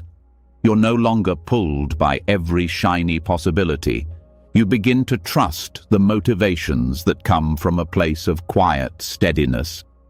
But even with this clarity, the old habit of control still lingers. You might no longer chase goals out of desperation, but a more subtle tension can remain. A desire for things to turn out the way you planned. This fixation on outcome is often disguised. It hides in good intentions. It wears the mask of responsibility, preparation, even love, but its energy is rigid, anxious, and unforgiving, and unless you see it, it continues to shape your actions. This is where mindfulness becomes essential, not just mindfulness of breath or body, but mindfulness of outcome fixation. The ability to notice in real time when your mind shifts from presence to pressure, when your attention leaves the process and moves into grasping for results. This habit is rarely loud. It starts as a tightening in the chest, a flicker of impatience, a subtle story that says, "This needs to work." And if you're not watching, it takes over. Outcome fixation does not only appear in moments of failure or doubt, it can show up even when things are going well. The mind jumps ahead. It begins to script what should happen next. It loses trust in the moment. And the problem isn't that you care, it's that you start to attach your peace to a specific version of how life should unfold. That attachment, even when small, starts to distort your presence. Mindfulness helps you interrupt this before it turns into force. It gives you a pause, a breath, a space between feeling and reaction. You begin to notice when your body tenses before a conversation, when your thoughts begin running toward future outcomes instead of staying grounded in action. This kind of awareness is not analytical, it's experiential. You learn to recognize the shift by how it feels, not by thinking about it. For example, when preparing for something important, a conversation, a project, a decision, the energy behind your preparation reveals everything. Are you acting with care, or are you driven by fear of failure? Are you rooted in clarity, or are you overextending because you believe things must go perfectly? Mindfulness of outcome fixation means catching the moment when your care becomes control. This awareness is not about stopping effort. It's about noticing the difference between intention and attachment. You begin to understand that outcome fixation creates pressure that doesn't make you more effective. It makes you more reactive. Your thinking narrows. Your emotional range contracts. You begin to treat everything like a test instead of a path. Bringing attention to this pattern allows a different kind of wisdom to grow. You start recognizing the moments when you're leaning forward too far, when you're already living in the next hour, the next day, the next conversation. Mindfulness doesn't pull you away from your goals. It simply keeps your feet in the present as you move toward them. This presence transforms how you relate to obstacles. When outcome is your focus, setbacks feel like signs that something is broken. The mind spirals, trying to fix, adjust, or give up. But when you are mindful of the pattern, you begin to respond instead of react. You allow the situation to teach you something instead of confirming your fears. This subtle mindfulness also reveals how often you argue with reality. Outcome fixation is rarely about what's happening. It's about what you think should be happening instead. You compare the present to a mental script, and when they don't match, tension arises. You begin to push against the moment, trying to change it instead of understand it. But mindfulness invites a shift, not into passivity, but into cooperation with what is real. You stop assuming that control is the same as care. You stop confusing surrender with indifference. You begin to see that letting go of outcome doesn't mean letting go of responsibility. It means showing up fully without trying to shape what happens next to fit your expectations. This opens the door to a more honest kind of action. You ask, what is needed here, instead of, how do I make this go my way? You become more flexible, more responsive, more capable of adapting when things shift, not because you don't care, but because you're no longer attached to a single version of success. One of the clearest signs of outcome fixation is urgency. When mindfulness is present, urgency becomes a signal, not a command. You feel the pressure, but you don't let it drive you. You pause, you breathe, you examine what's underneath the push. Often you'll find fear of failure, rejection, embarrassment. And just seeing that gives you space. You realize you don't have to obey every inner demand. This kind of awareness builds emotional intelligence. You begin to see how your inner world responds to expectation. You notice when you're trying to protect an identity, when you're chasing approval, when you're avoiding disappointment. And instead of being pulled by those forces, you begin to meet them. You see the story before it becomes your behavior. Mindfulness of outcome fixation also shows up in communication. When you speak only to be understood or only to get agreement, you miss the moment. You shape your words to manage how you're received. But when you speak from presence, you say what's true, even if the outcome is uncertain. This doesn't mean being careless, it means being real. You begin to trust the quality of your expression more than the result it produces. In relationships, this changes everything. So much conflict arises not from what's said, but from the unspoken demand that things go a certain way, that the other person responds just how you hoped. But people don't follow your internal script, and when you let that go, you begin to listen differently. You stop trying to steer the conversation. You begin to hear what's actually being said. This doesn't mean you abandon your needs. It means you express them without manipulating. You stop speaking in ways that are designed to avoid discomfort. You start being honest, even when the outcome is uncertain. And that honesty builds deeper trust, both with yourself and with others. Mindfulness of outcome fixation also frees you from perfectionism.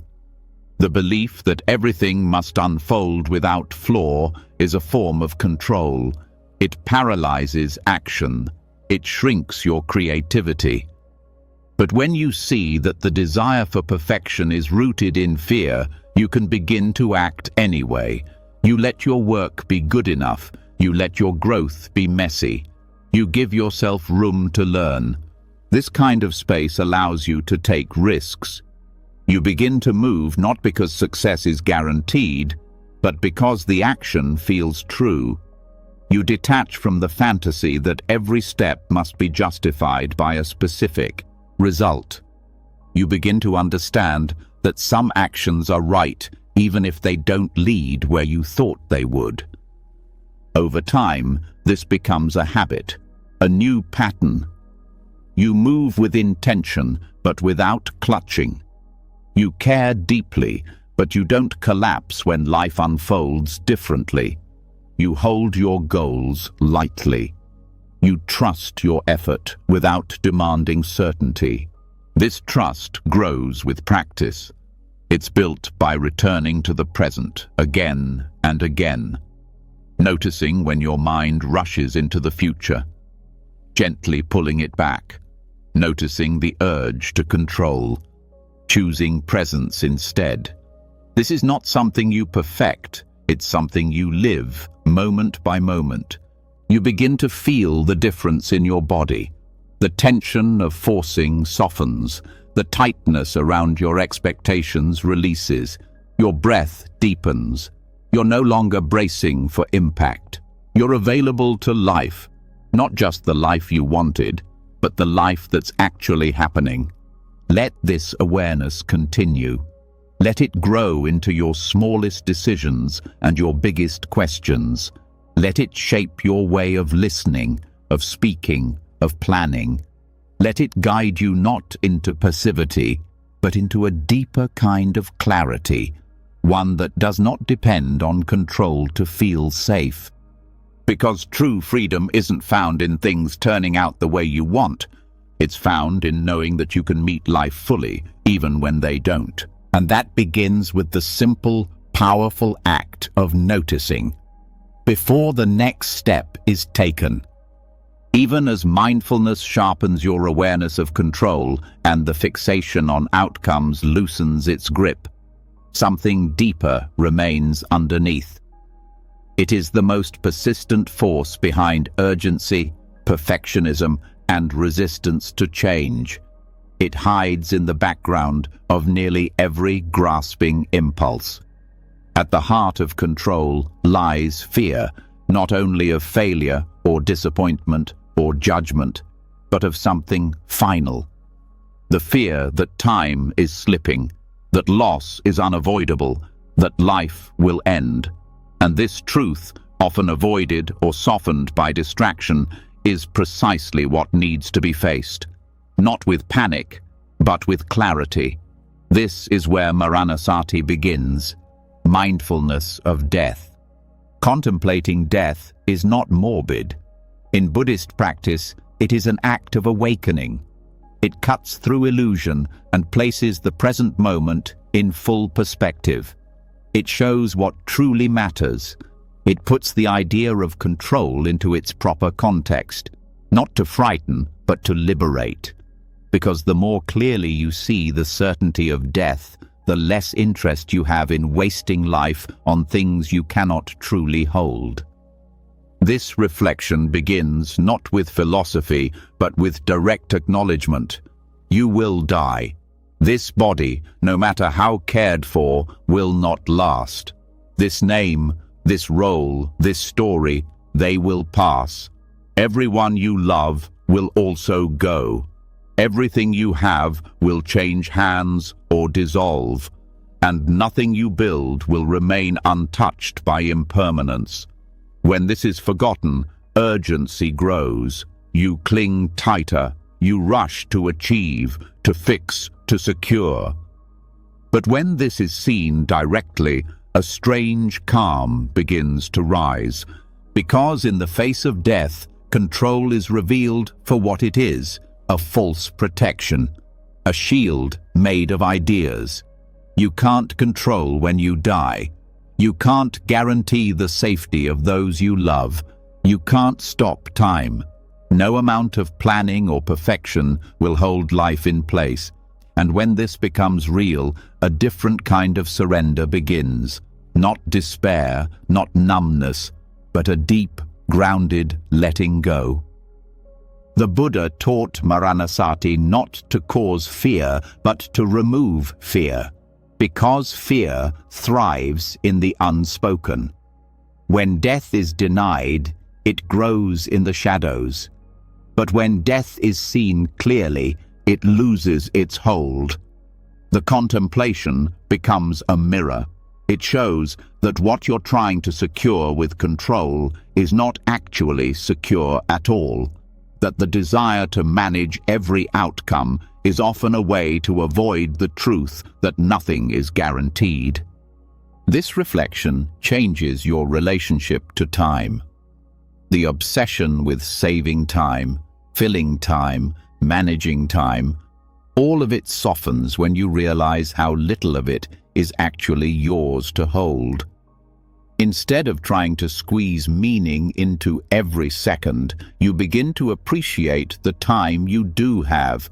You use it more wisely, not to do more, but to live with more honesty. You stop racing. You begin to listen. You prioritize depth over speed. It also changes your relationship to loss. When you resist death, every ending feels like an attack. But when you contemplate it regularly, endings stop being surprises. They become part of the rhythm. You expect them. You honor them. You don't love less. You love more deeply because you know that nothing lasts. This doesn't numb your emotions. It strengthens them with presence. It teaches you to show up while you still can. Maranasati teaches that every attachment you cling to, every identity, every possession, every plan is temporary.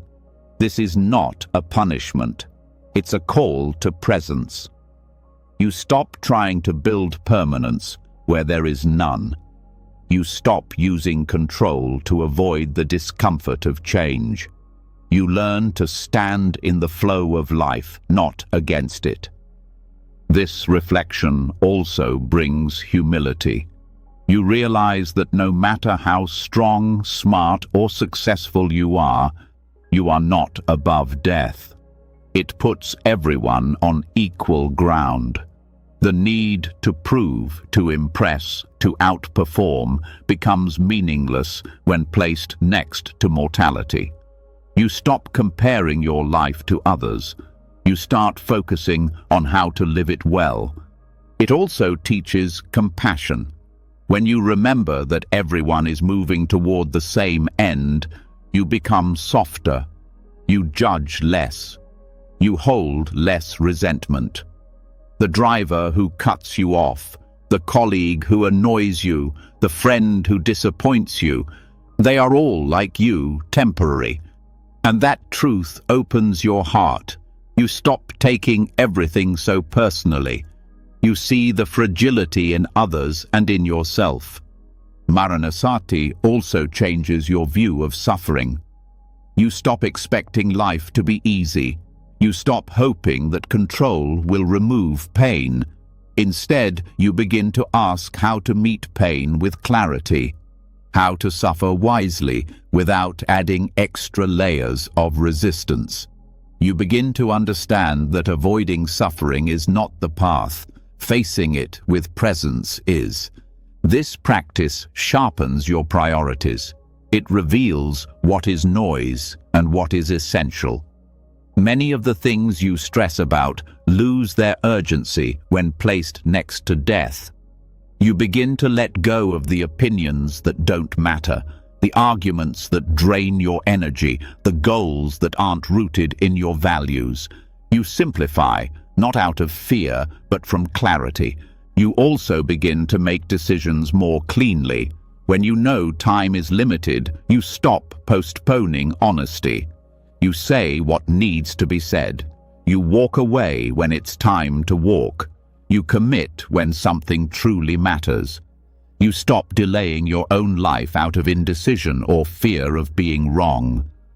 This awareness brings freedom, because death ends control, but it also ends the illusion that you must have everything figured out. You realize you don't need to be perfect, you just need to be real. You stop hiding, you start showing up more fully, not for others, but because you've stopped believing you have unlimited time to be someone else. Maranasati is not a call to pessimism. It is a call to live while you can, to stop numbing, to stop escaping, to stop believing that control is what will make life meaningful. It is the invitation to step into life completely, with all its mess, beauty, uncertainty, and depth.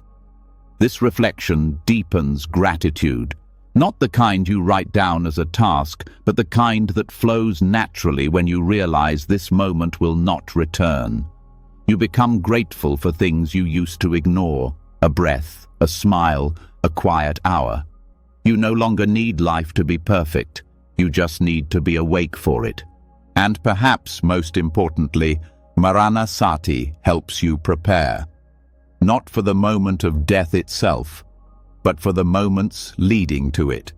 It teaches you how to live in such a way that when the end does come, you are not filled with regret, that you lived honestly, that you showed up, that you let go when it was time to let go. When practiced deeply, this contemplation removes urgency. You stop hurrying toward success. You stop trying to grasp every opportunity. You trust that what matters will come. You become more patient, more kind, more willing to wait and watch life unfold without interference. You also become more courageous, because when death is no longer avoided, you become braver in your choices. You take risks that matter. You speak truths that liberate. You no longer wait for perfect timing because you know the only time is now. This courage is quiet. It's not about dramatic acts. It's about integrity. It's about saying yes to what is real and saying no to what isn't. It's about holding yourself to a standard, not of success, but of sincerity. Let this reflection be close. Let it sit with you in silence. Let it guide your next decision, your next interaction, your next breath. Not with heaviness, but with depth. Not with fear, but with presence. Because in remembering that life ends, you remember how to live, not in control, not in rush, but in reverence, fully, truthfully, and awake. When you come face to face with the truth of your own impermanence, something begins to shift. You stop pretending that control is protection. You stop filling your time with tasks that only hide your fear of loss. You start asking deeper questions. You begin to listen more carefully to the life around you and notice how little of it was ever fully in your hands. From this awareness, another truth begins to reveal itself. One that further softens the illusion of independence and challenges one of the most praised stories in modern life, the idea of being self-made. The belief that success is created by sheer personal willpower through strength, discipline, and intelligence alone is deeply embedded in many cultures. It's used to define worth, to assign praise or blame, to determine who is deserving. But in the light of Paticca Samuppada, the principle of dependent origination, this story falls apart. Not because effort doesn't matter, but because no action, no result, and no person stands alone. According to this teaching, everything arises based on causes and conditions. Nothing appears by itself. Nothing lasts by itself. Every thought, every emotion, every decision is shaped by a vast web of interconnection. You are not a single, solid self operating in isolation. You are part of a process, a movement that began long before you and will continue long after. This truth is not just philosophical, it's visible in your daily life. Think of a meal. The food on your plate exists because of the farmer, the soil, the rain, the transport system, the store, the people who harvested, cleaned, sold, or prepared it. Even a simple bite contains layers of unseen support.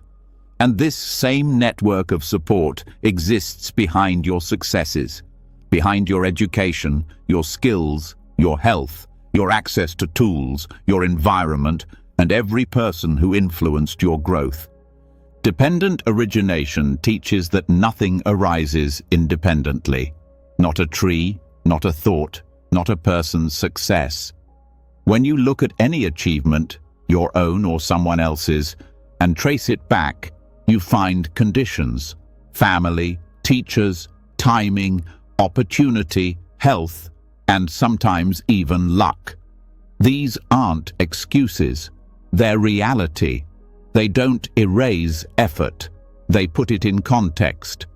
This awareness dismantles arrogance. It shows that personal effort is real but not absolute. That the ground you walk on was prepared by many others, some known, some unknown. That behind every decision you make are layers of conditioning, environment, genetics, culture, and circumstance. And rather than take away your power, this recognition brings humility and gratitude. It also softens self-blame. When things don't go your way, it's easy to spiral into harshness, to believe that you failed because you're not enough. But dependent origination reminds you that outcomes are not entirely personal. Many things shape a result. Some you can influence, some you cannot. This doesn't free you from responsibility. It frees you from unrealistic expectations. This truth also changes how you relate to others. If you believe in the myth of being self-made, it's easy to look down on people who struggle, to assume they simply didn't try hard enough. But when you understand interdependence, you see that struggles often reflect missing conditions: safety, support, stability, opportunity. You stop seeing success and failure as moral judgments. You start seeing the full picture. This view encourages generosity. Because you realize how much you've received, you feel moved to pass it on, not from guilt, but from understanding. You don't just help others out of charity. You do it out of recognition that you are not separate. Their well-being is connected to yours. Their success helps create the conditions for a better world, one you also live in. This teaching also reshapes ambition. When you see yourself as part of a web, you stop trying to stand above it. You stop chasing individual glory at the expense of the whole. You begin to ask different questions, not just what can I build, but how can this effort benefit the system that holds me? Not just how far can I go, but what kind of world am I contributing to? In relationships, dependent origination invites deeper empathy. When someone reacts harshly or closes off, you pause. You consider what causes and conditions may have shaped their behavior. You don't excuse harm, but you stop assuming that everyone is acting from full freedom. You understand that healing requires more than insight. It requires a shift in the entire field of causes and conditions. This teaching also brings patience to personal growth. You no longer expect immediate transformation. You realize that change takes time, because conditions take time to shift. You become more forgiving of your patterns. You start asking, "What's missing here?" instead of "What's wrong with me?" This question opens doors. It invites curiosity and care instead of shame. Dependent origination invites you to think relationally, not in terms of isolated actions, but in systems. You begin to see how small changes ripple, how your choices affect the conditions around you, how your energy, words, and attention shape the field. You understand that your presence is never neutral. It either supports balance or feeds imbalance. This is why mindfulness matters, because when you are aware of your impact, you begin to act with more intention.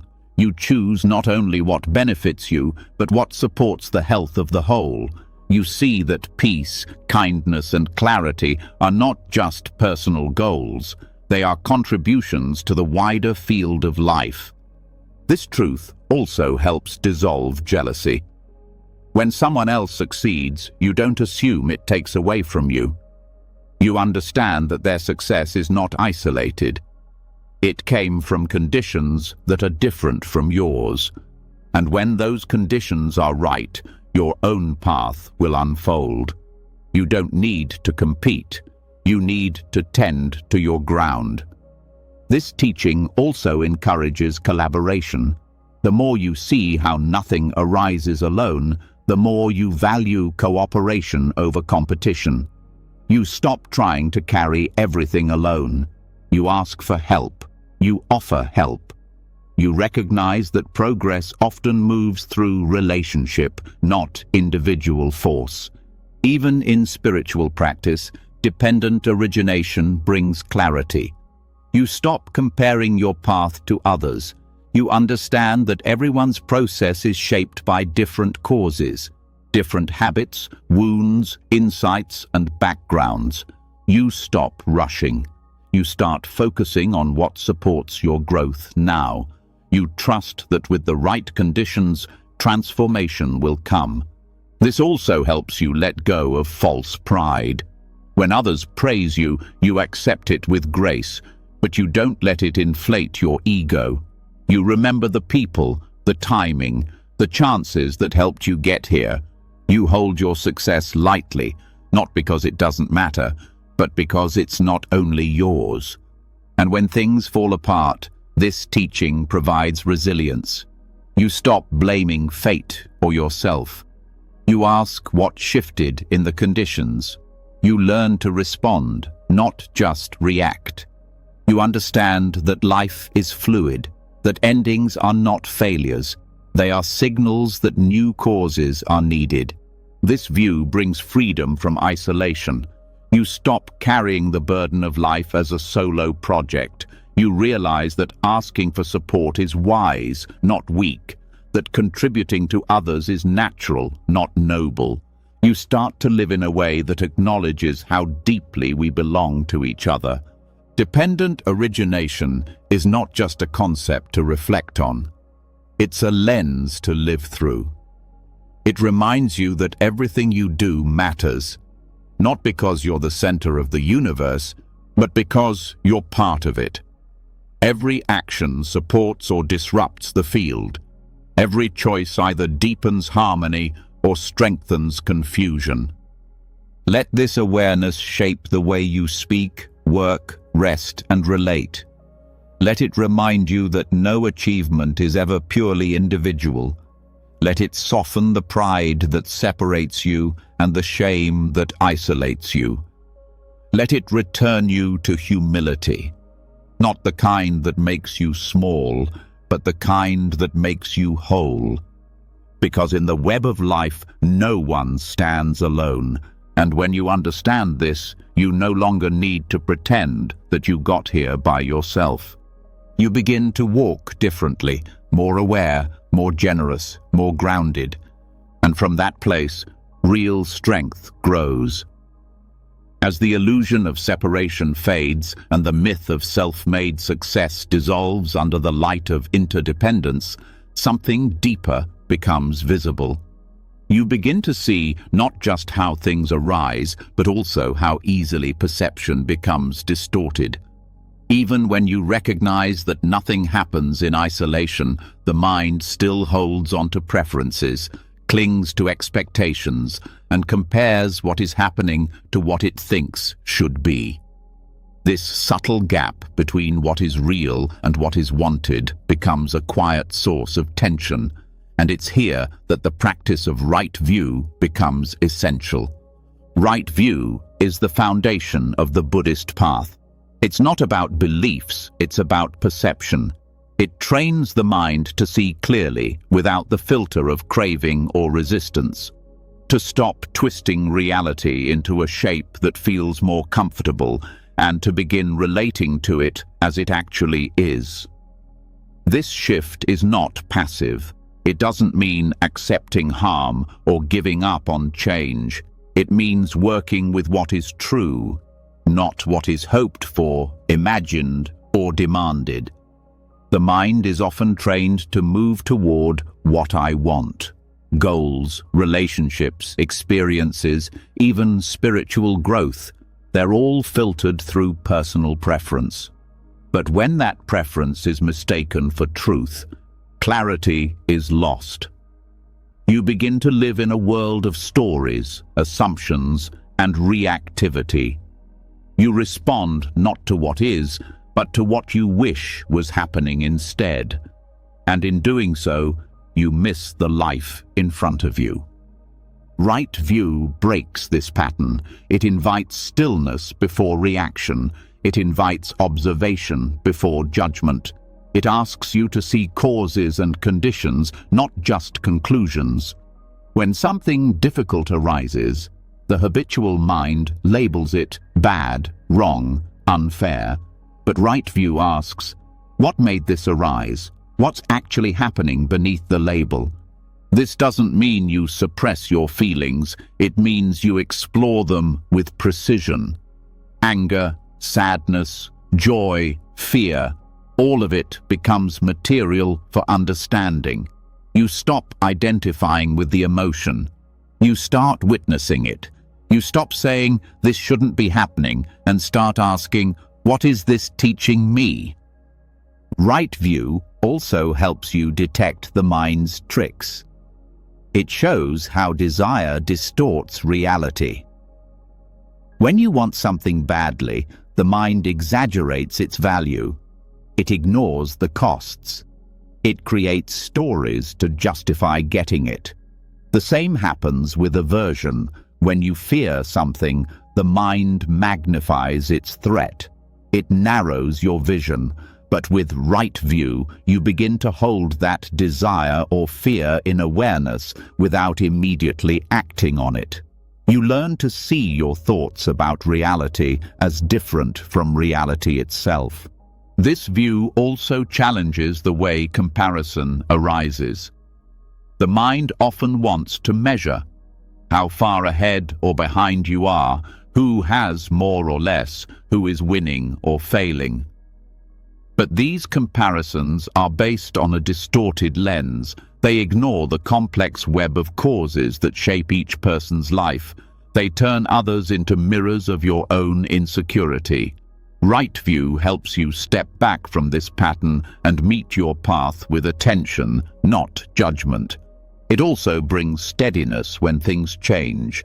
Most suffering comes not from change itself, but from resisting it.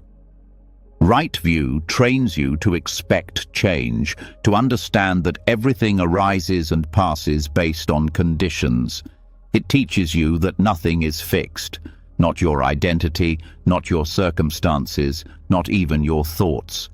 You begin to trust that the truth of the moment is always shifting, and that your job is not to hold it in place, but to move with it wisely. This shift in perception also applies to your view of others. You stop reducing people to their behavior. You recognize that every action is shaped by unseen forces: trauma, fear, culture, upbringing. Right view doesn't justify harm, but it helps you see that people are not their worst moment. You respond with clarity, not punishment, with boundaries, not blame. It brings a new honesty to your spiritual path as well. You stop chasing peak experiences or idealized states. You begin to value grounded awareness. You stop thinking that insight must always feel profound. You start trusting the quiet knowing that grows over time. Right view reminds you that truth is not always dramatic.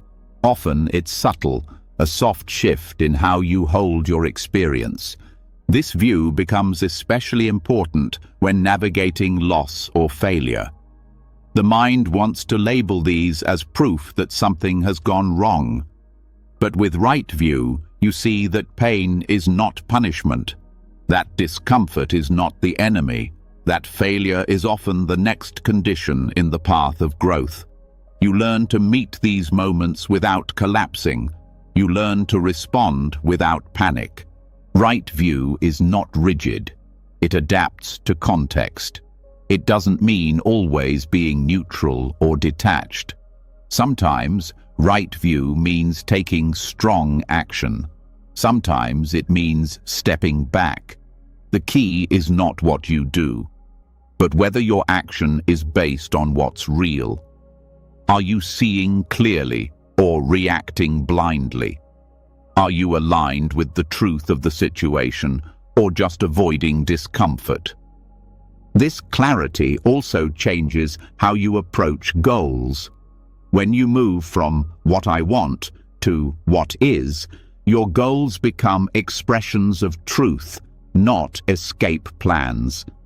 You stop trying to control every step. You focus on intention and effort, not obsession with results. You trust that your responsibility is to act with integrity, not to force the outcome. Right view also reveals how deeply craving influences perception. When the mind wants pleasure, it overlooks warning signs.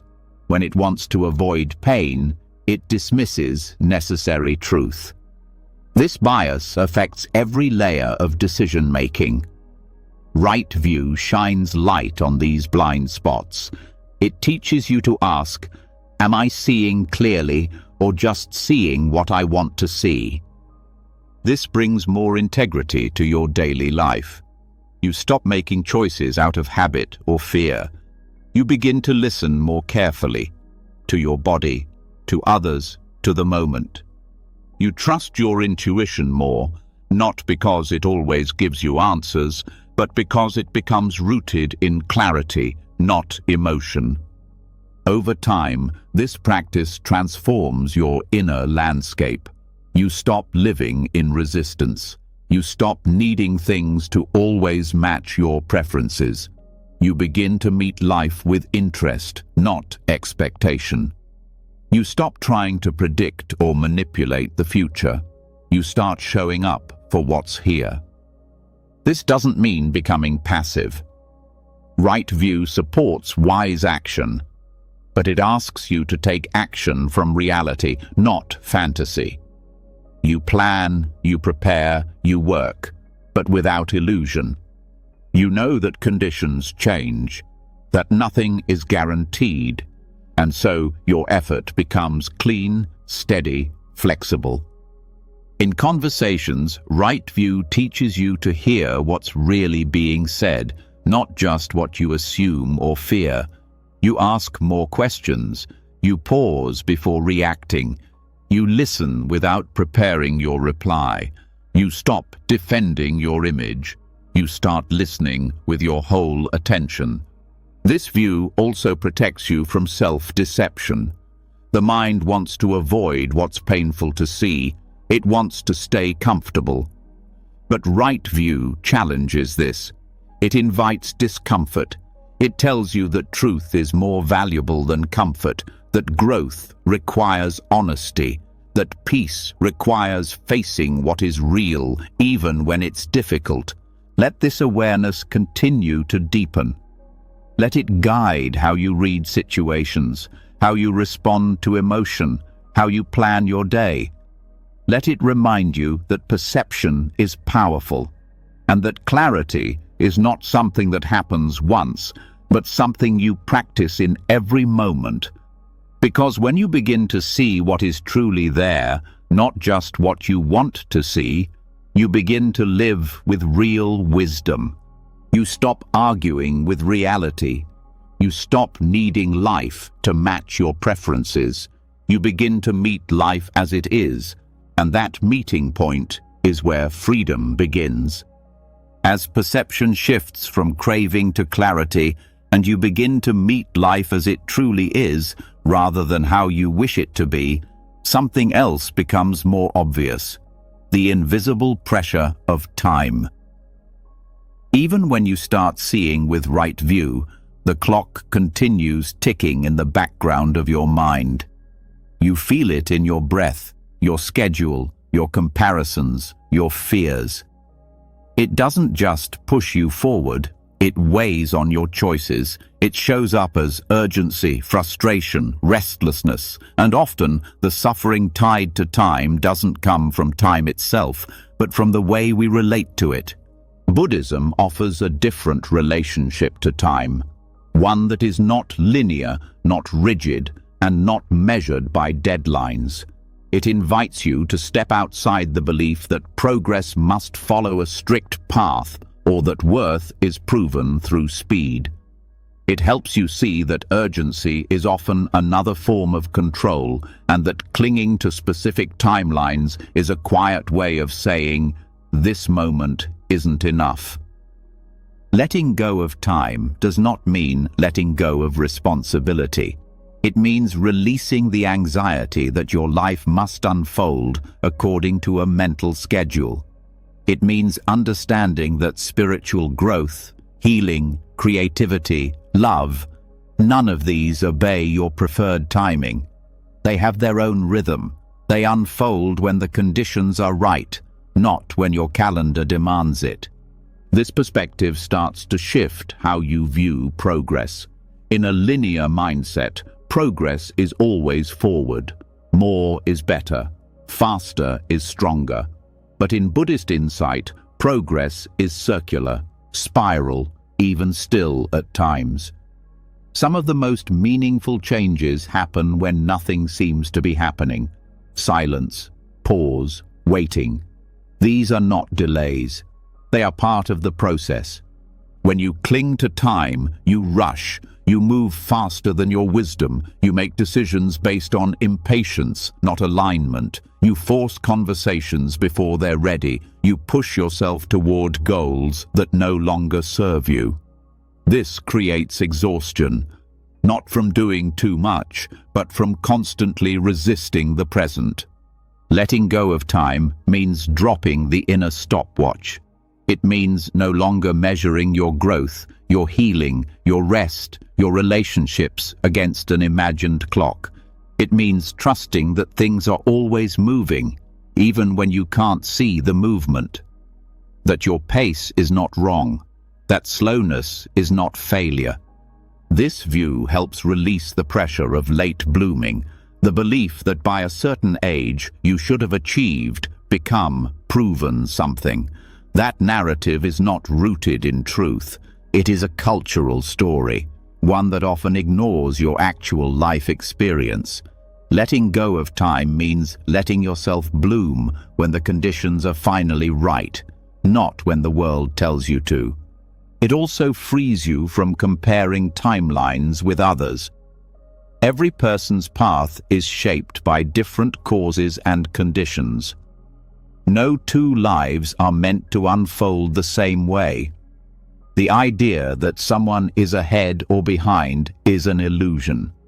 You begin to understand that being where you are is not a problem. It's your starting point, and it's enough.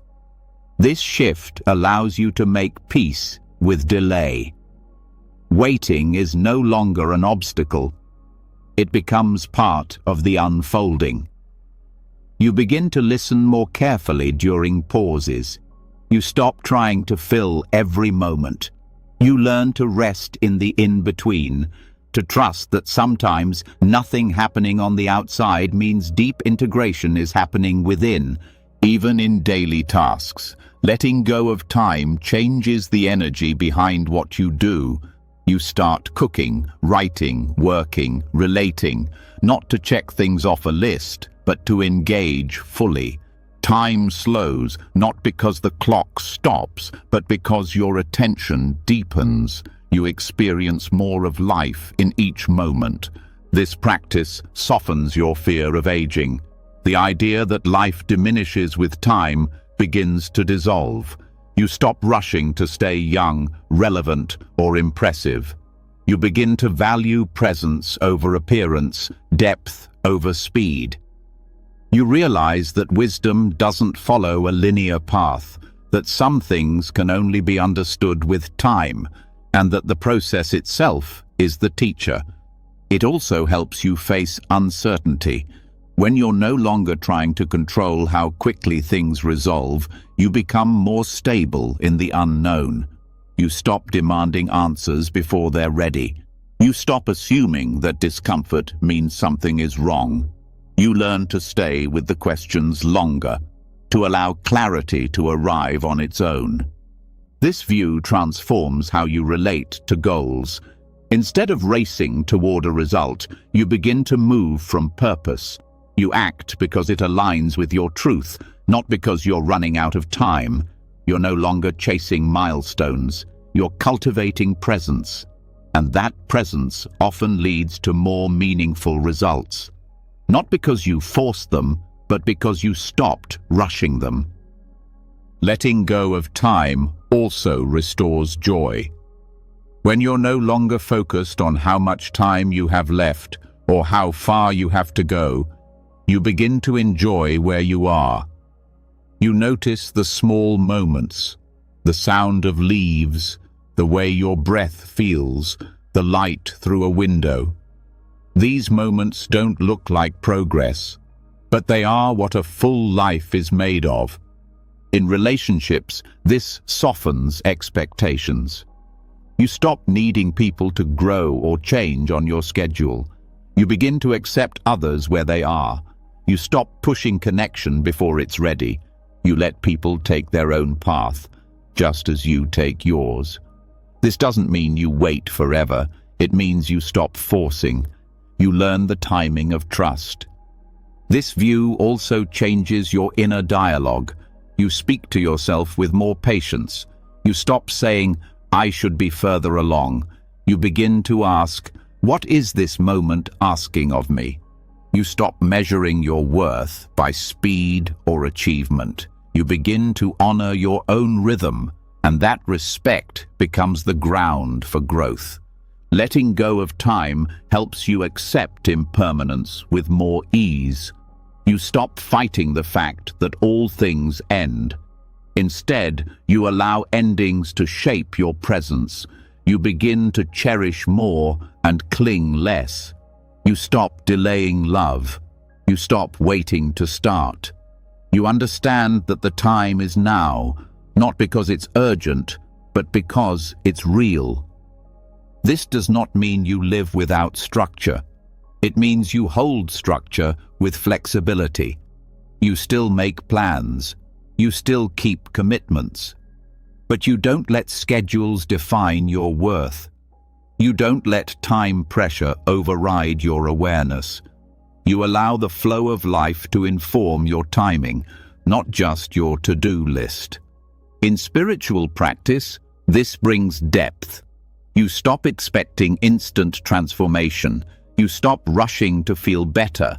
You begin to settle into longer processes. You understand that insight ripens in layers, that some teachings must be lived before they're understood, that growth is not always felt, but it's always moving. Let this awareness settle into your breath. Let it loosen the grip of urgency. Let it shift the way you plan, the way you wait, the way you respond. Let it teach you that freedom does not come from perfect timing, but from releasing your demands on time itself. Because peace is not hidden in the future, it's here, underneath the rush, quiet, steady, waiting to be seen. When you begin releasing your grip on time, the mental deadlines, the anxious pacing, the belief that everything must unfold now, a softer rhythm starts to emerge. One that doesn't rush or delay, but flows in alignment with what the moment truly needs.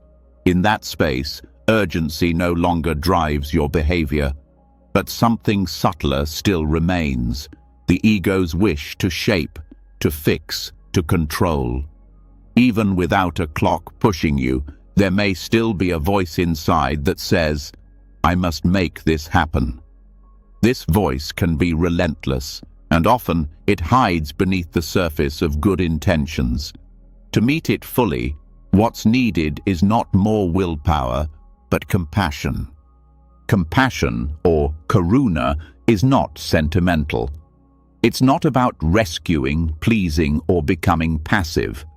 It's a direct, heartfelt response to suffering, your own and others.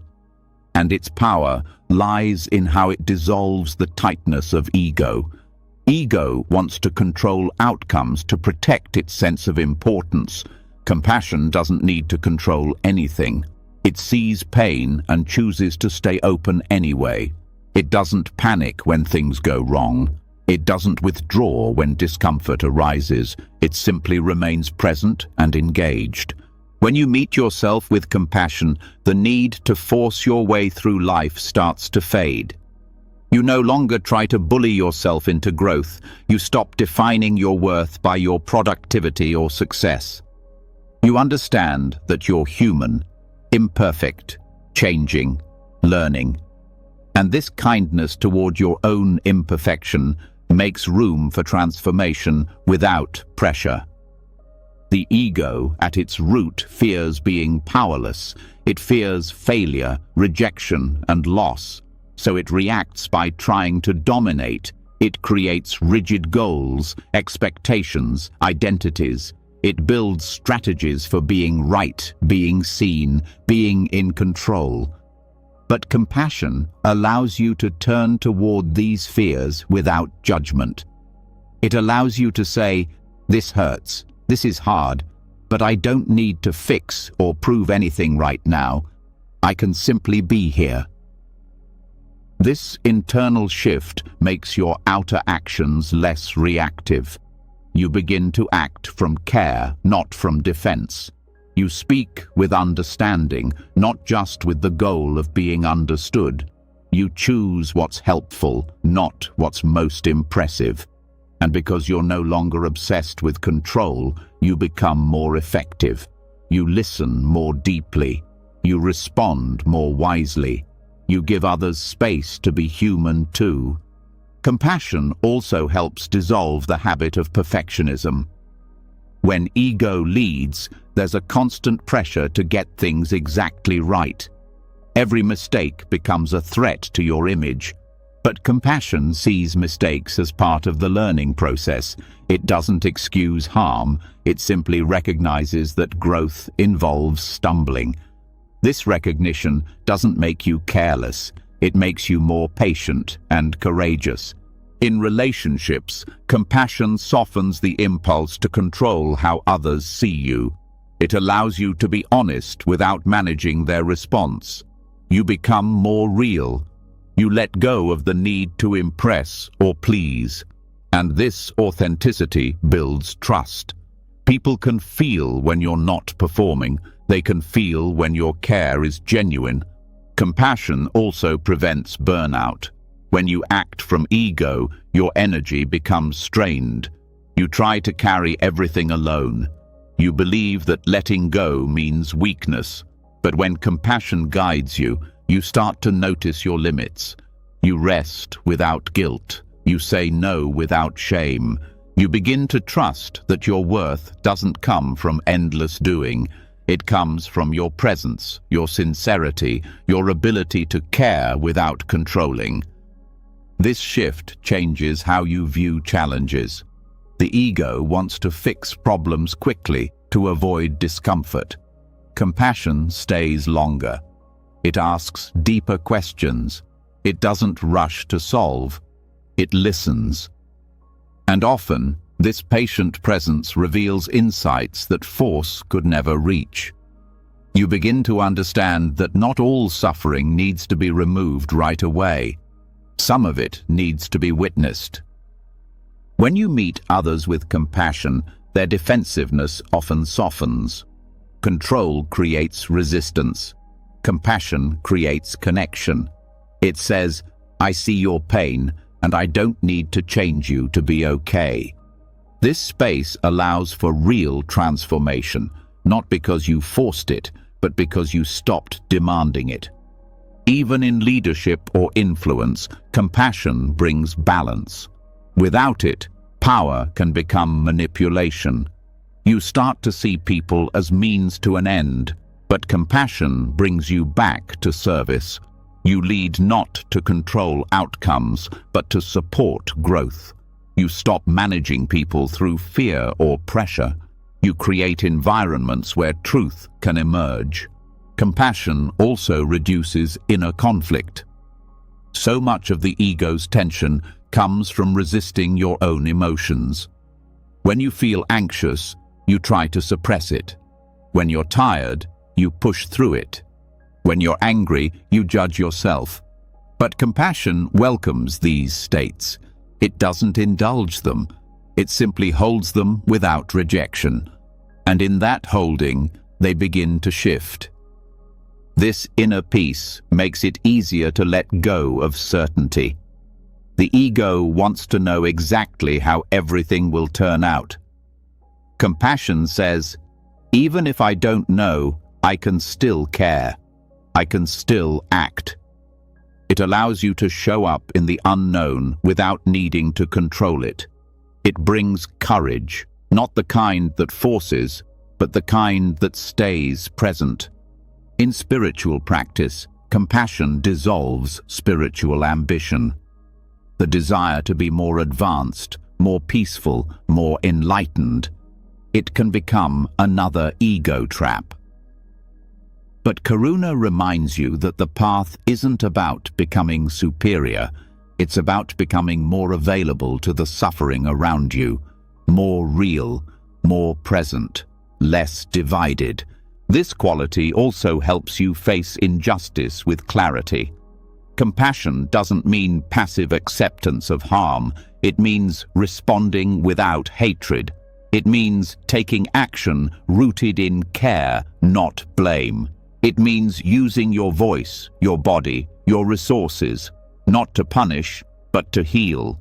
Compassion is not soft. It's strong, steady, unshaken by outcome. Even in moments of failure, compassion stays. It doesn't abandon you when things fall apart. It reminds you that your value does not disappear with your plans, that your heart can stay open even in disappointment. This is how resilience is born, not from pushing through, but from softening into what's here without self-attack. Compassion toward yourself is what makes compassion for others sustainable. When you don't punish your own limits, you don't resent others for theirs. You become less reactive, less critical. You see people as mirrors, not enemies. You stop taking things so personally. You begin to understand that everyone is carrying something unseen. Let compassion shape your day. Let it guide your decisions, your tone, your plans. Let it replace force with care, tension with warmth. Not because things will go perfectly, but because you're no longer trying to dominate reality. You're learning how to meet it with presence, with honesty, with a heart that no longer needs to control in order to feel safe. In that heart, there is room for everything, for growth, for failure, for joy, for grief, for letting go. And in that letting go, the ego's grip weakens, not through resistance, but through kindness. Because what the ego tries to fix with control, compassion begins to heal with presence. And from that healing, your actions change, not because you've forced them, but because you've allowed them to arise from something deeper, something softer, something true. When compassion begins to take the place of control, you stop needing to shape every moment with pressure. You soften in the presence of difficulty. You allow space for yourself and others to unfold. The urge to dominate slowly gives way to curiosity, to care. But even compassion, when stretched too thin by constant motion, can become strained. There comes a point when even the most sincere presence needs rest, not to escape, but to reset. This is the wisdom behind stepping back, not as retreat in fear, but as retreat in strength. A sacred pause where growth is not pushed, but permitted. In Buddhist practice, this is deeply understood. Monks and practitioners throughout history have stepped away from the world not because they rejected it, but because they knew something essential happens in silence, in stillness, in separation from the noise of constant doing. This isn't isolation for the sake of escape. It's space for clarity to surface, a chance to listen without interruption. And within this space, something surprising often happens. Progress accelerates without force. The modern mind often resists retreat. It sees withdrawal as weakness or laziness. It associates stepping back with falling behind. But that assumption is built on the illusion that constant movement equals effectiveness. The truth is, many of the most meaningful changes happen when nothing external appears to be changing at all. Insight, integration, and deep transformation often require silence and slowness. Creating space doesn't mean abandoning responsibility. It means honoring rhythm. Every system, biological, emotional, mental, needs rest to recover, to process, to reorganize. When you pause, you give your nervous system permission to reset. You allow your thoughts to settle like silt in still water, and when the water clears, you can finally see the truth beneath. In retreat, The pressure to perform falls away. You no longer need to meet the demands of others. You don't need to explain yourself, compete, or impress. This emptiness creates room for truth to surface. Not the kind shaped by expectation, but the kind that's always been waiting under the noise.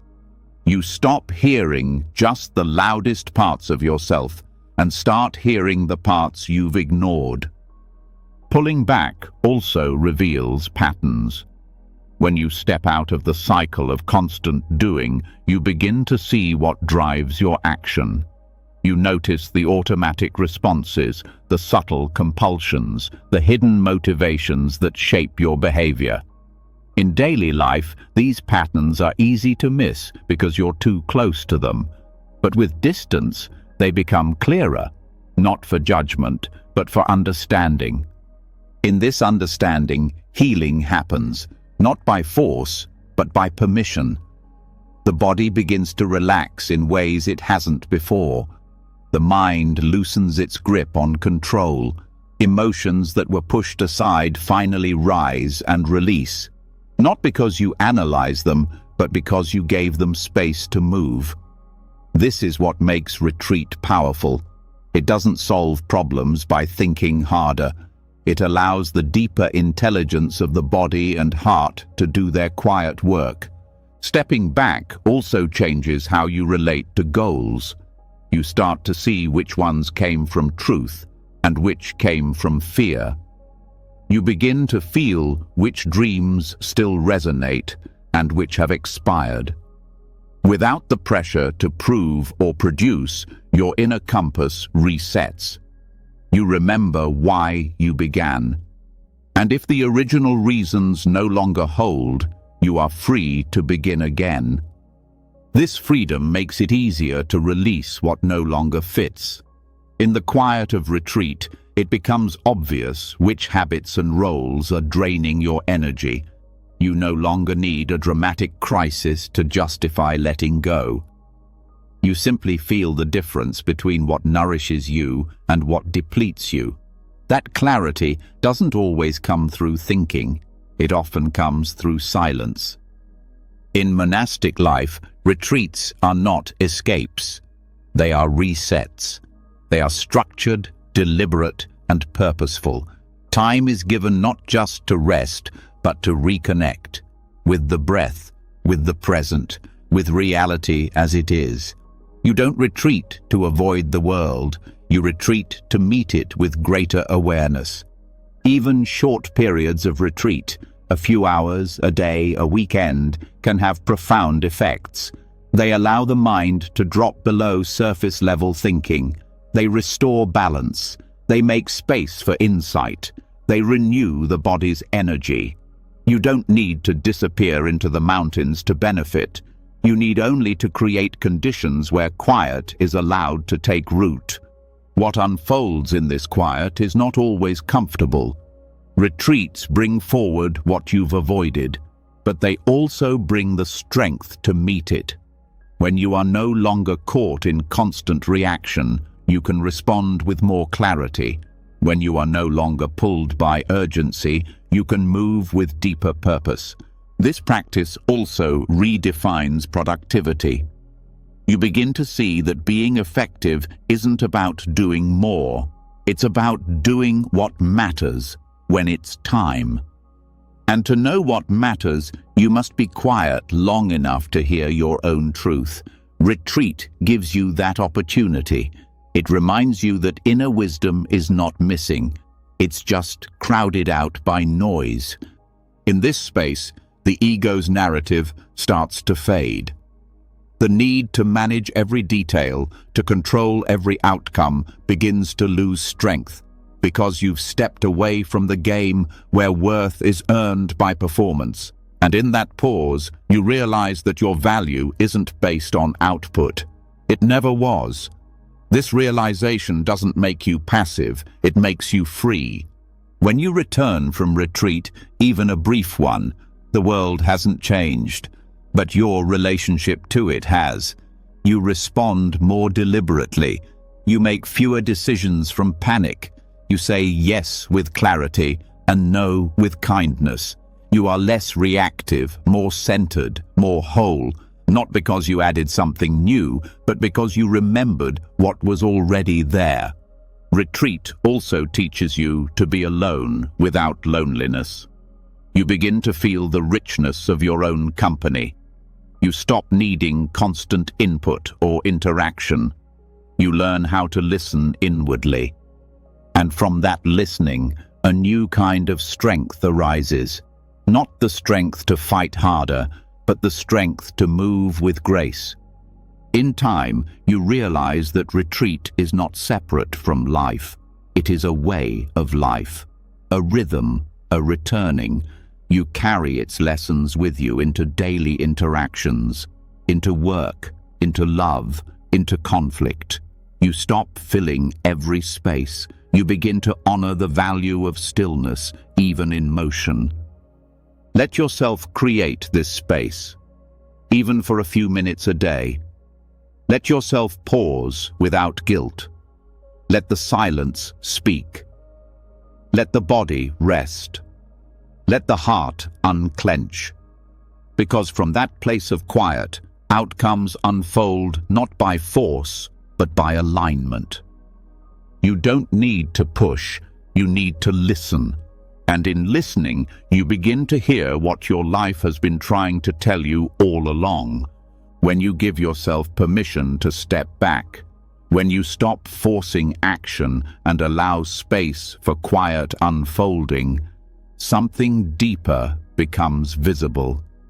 Not just inside of you, but all around you.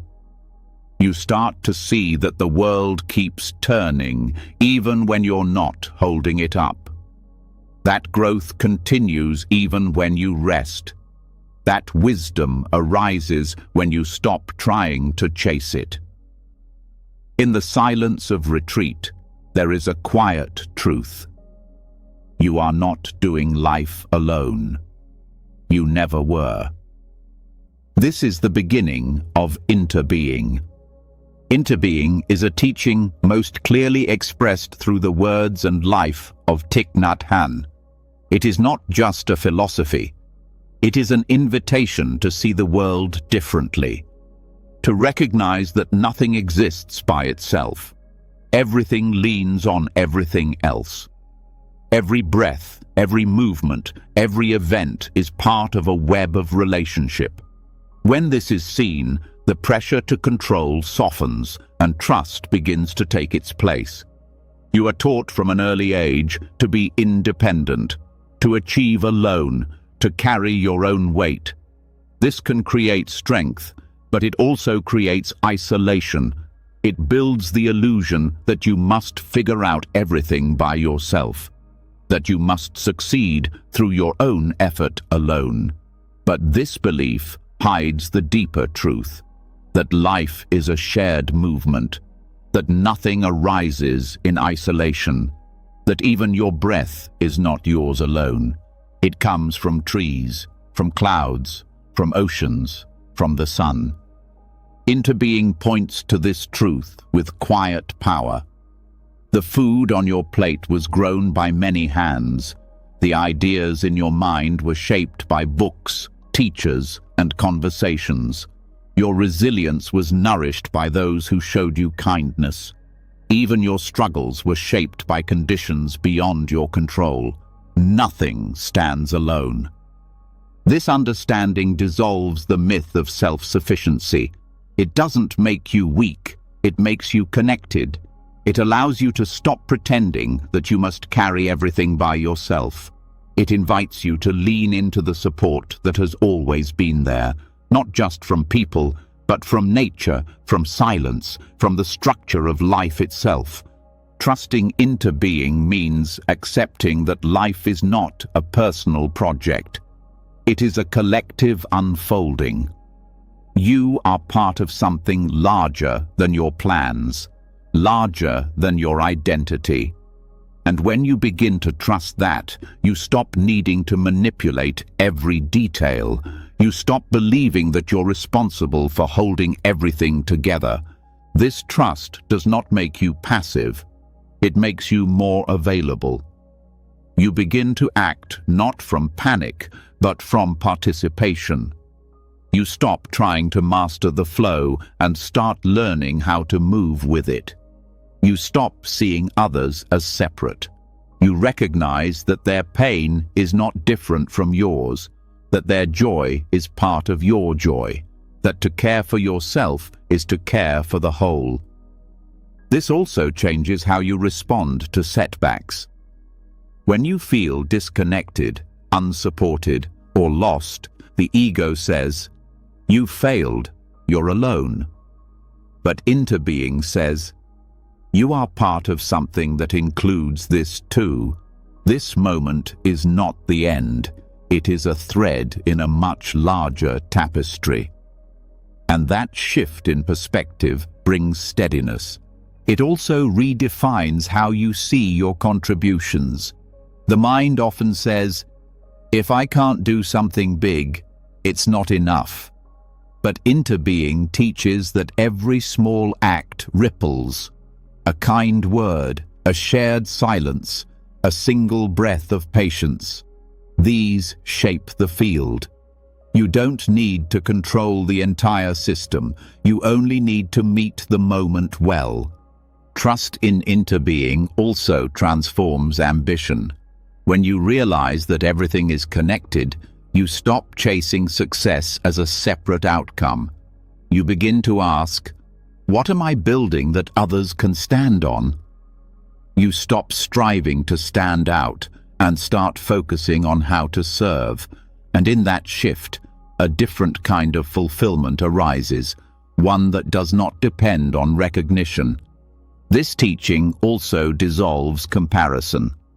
If all things arise through interconnection, then comparing timelines or achievements becomes meaningless. Your path is shaped by different conditions, different support systems, different roles in the whole. You stop measuring your value against someone else's moment. You start honoring where you are, because where you are contributes to where we all are. Interbeing brings humility. You recognize that you are both supported and supportive, that your presence matters not because you control everything, but because you are part of the movement. You become more careful with your energy, more respectful of life, more patient with change. You begin to see your life as a contribution, not a competition. This insight also allows you to forgive. When you see others through the lens of interbeing, you realize that their actions are also shaped by causes you may never see. This does not excuse harm, but it helps you understand it. It softens your anger. It makes space for compassion, not just as a feeling, but as a recognition of shared humanity. Trusting interbeing also invites surrender, not the kind that gives up, but the kind that accepts you are not the only force at work. You stop trying to force results. You start planting seeds with care, trusting that the conditions for growth will come. Maybe now, maybe later. Maybe through you, maybe through someone else. But you no longer need to grip so tightly. This surrender allows you to rest. When you know you are not the only one shaping the path, you stop feeling the need to fix everything. You begin to pace yourself. You ask for help. You delegate. You breathe. And from that place, your energy returns because it's no longer being drained by pressure. This trust also reveals the sacredness of ordinary moments. When you are not rushing toward the next result, you begin to see the beauty in what's already here.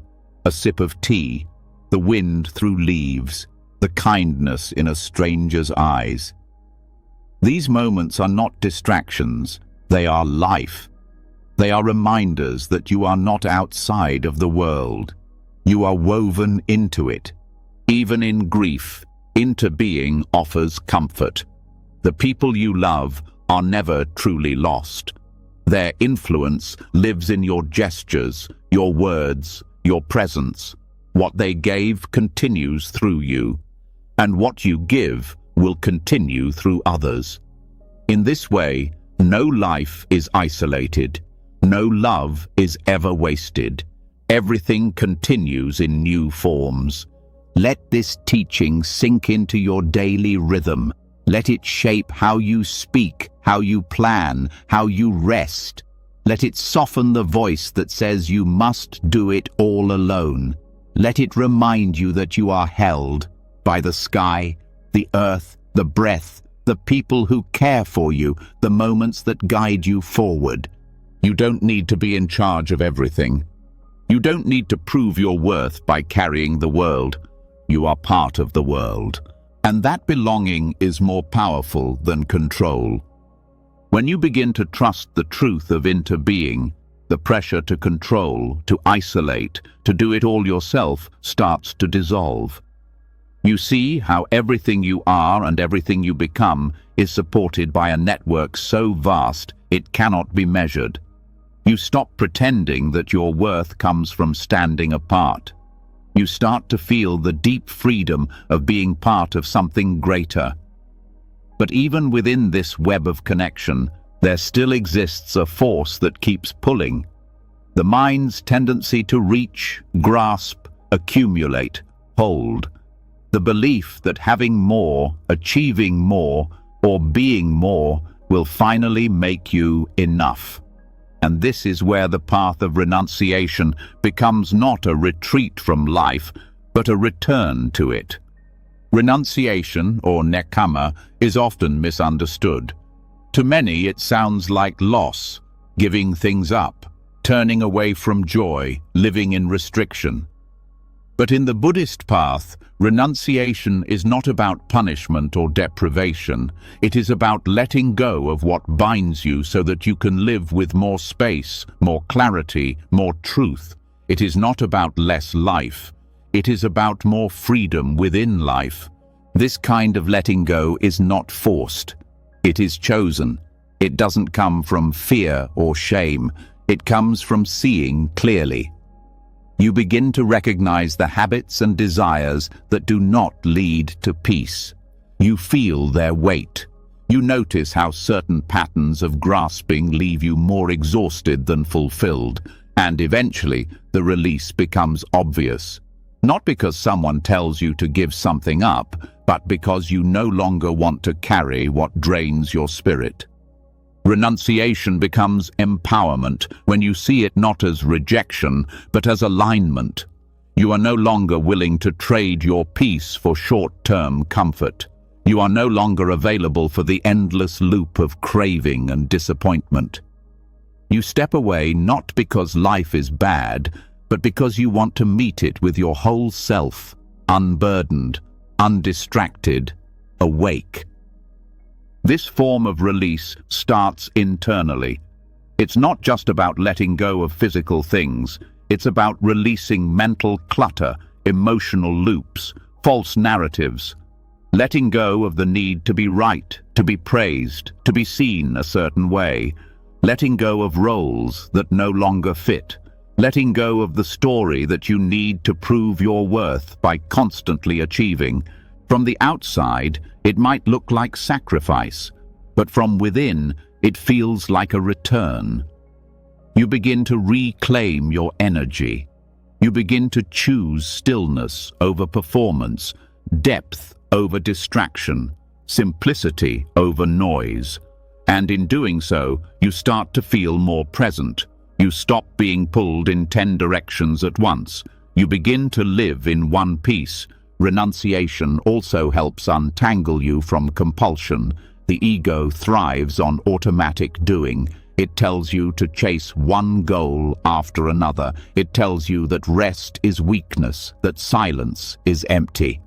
But when you begin to release this cycle, you realize how much energy you've been wasting on what never brought peace. You begin to choose differently. Not because you're resisting pleasure, but because you're no longer fooled by its temporary relief. This practice also sharpens discernment. you begin to ask deeper questions. What truly nourishes me?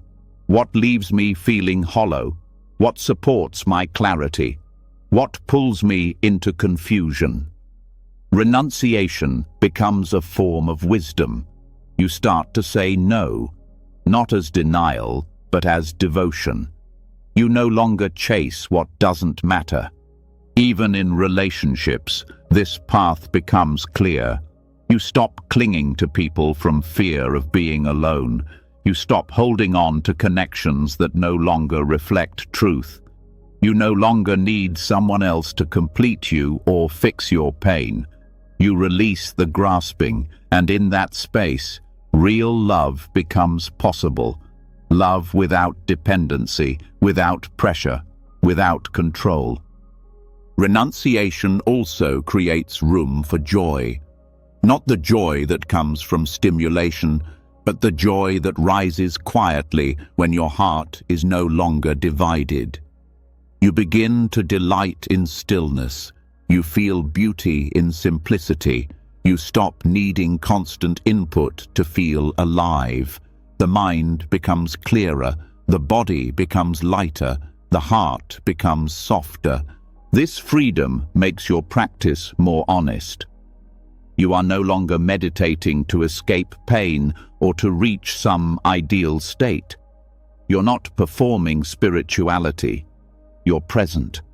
You begin to sit not to achieve peace, but to remember it. You renounce the need for progress. You return to the breath. You return to what is already here. This doesn't mean you walk away from the world. It means you meet it differently. You work, you serve, you love, but without being entangled. You stop needing things to go your way. You stop holding on to what is already passing. You stop forcing outcomes. And in that release, your actions become more powerful, not because you're doing more, but because you're doing what is needed, nothing extra. Renunciation also protects your time. You begin to see how many hours are lost in unconscious habits, scrolling, consuming, comparing, distracting, not because you're lazy, but because you're afraid to feel what's underneath. But when you begin to let go of avoidance, time expands. You start living deliberately. You start choosing your focus, and with that focus comes depth.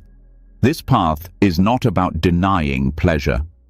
It's about seeing which pleasures bring peace and which bring noise. It's about choosing the kind of happiness that doesn't fade when the moment ends. You stop running towards stimulation and start leaning into contentment.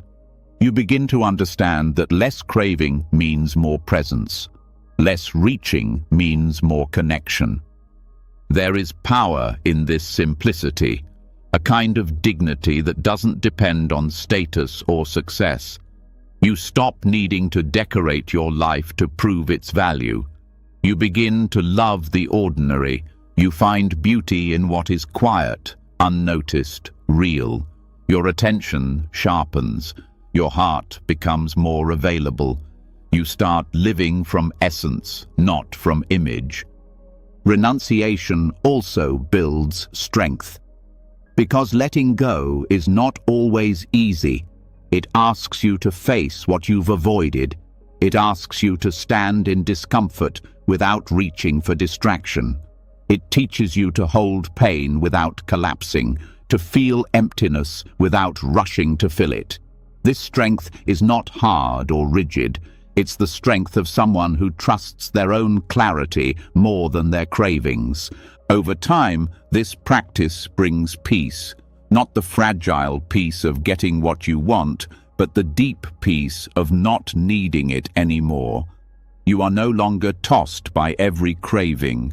You are no longer pushed by every urge. You live with fewer demands. And in that spaciousness, joy arises. A joy that doesn't depend on changing anything, because the heart itself has changed.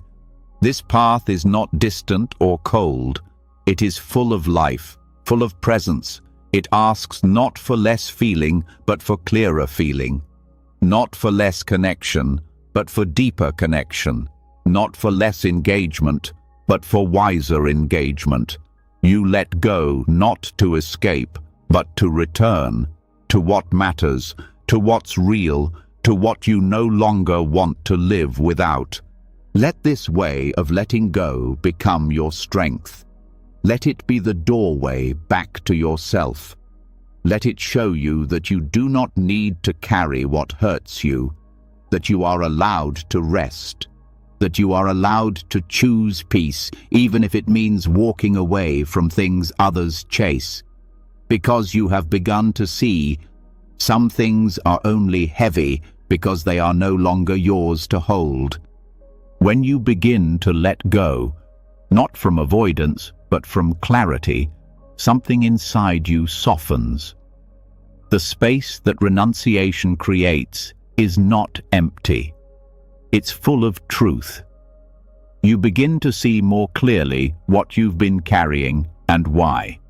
And often, in that stillness, something long buried comes to the surface.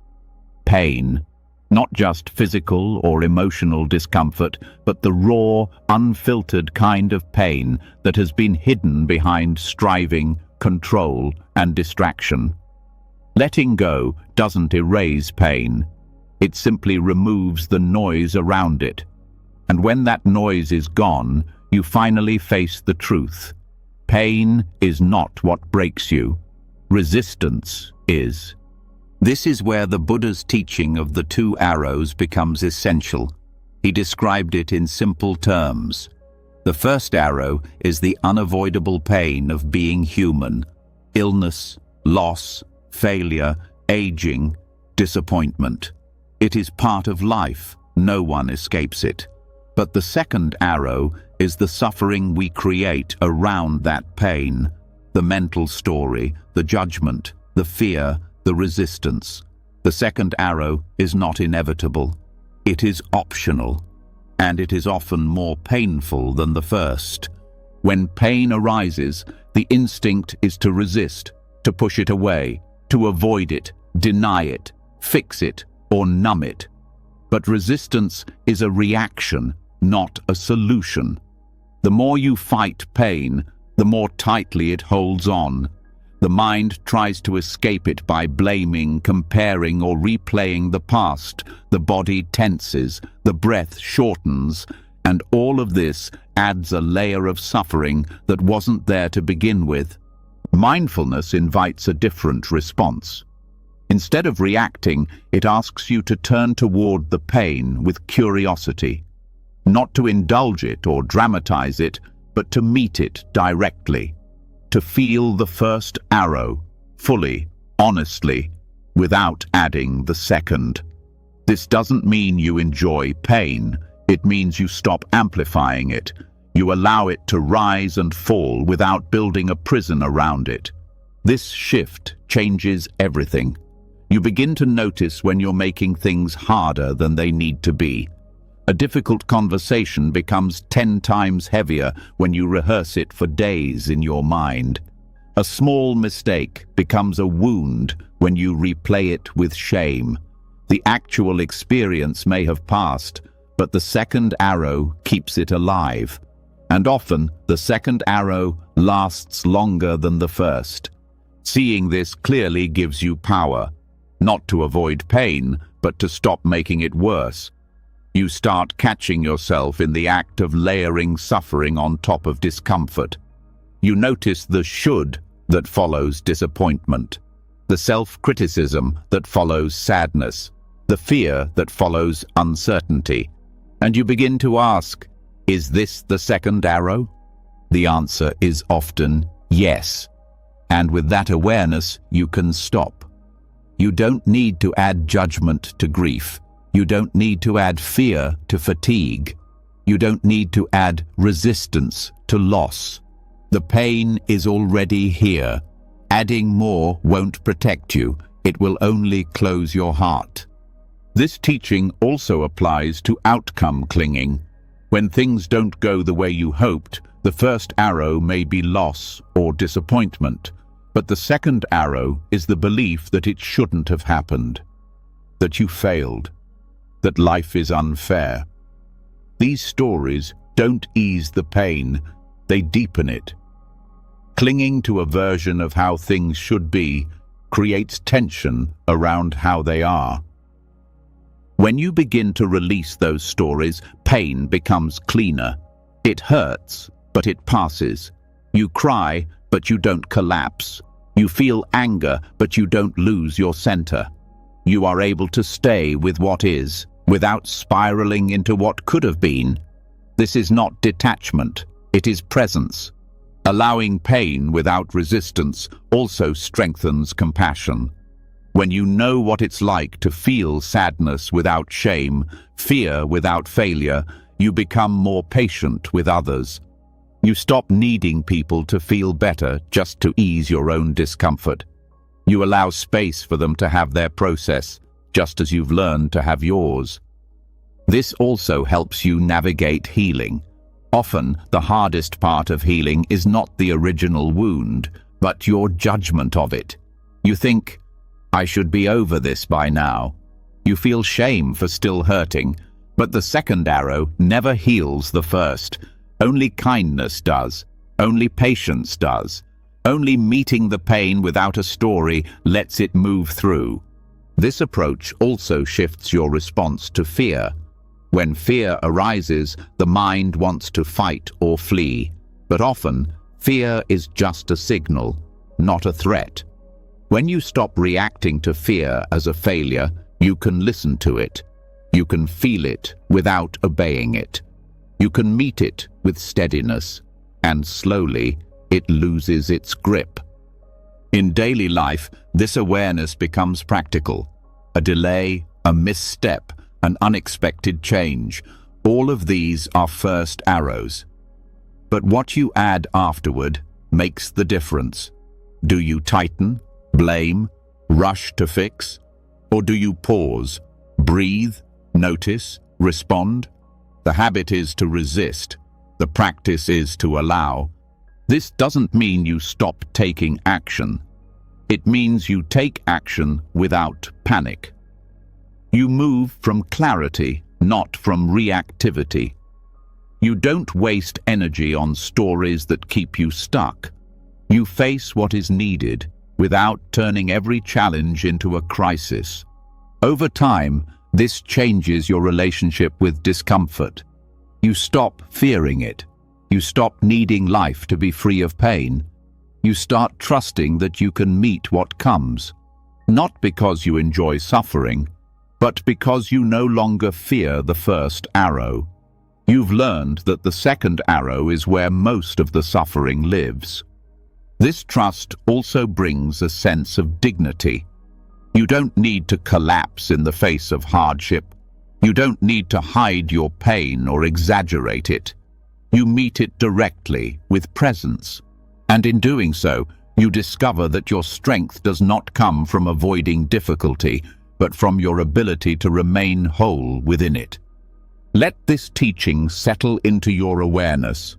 Let it guide the way you meet your next hard moment. Let it remind you that pain is not the enemy, resistance is. That presence is stronger than panic.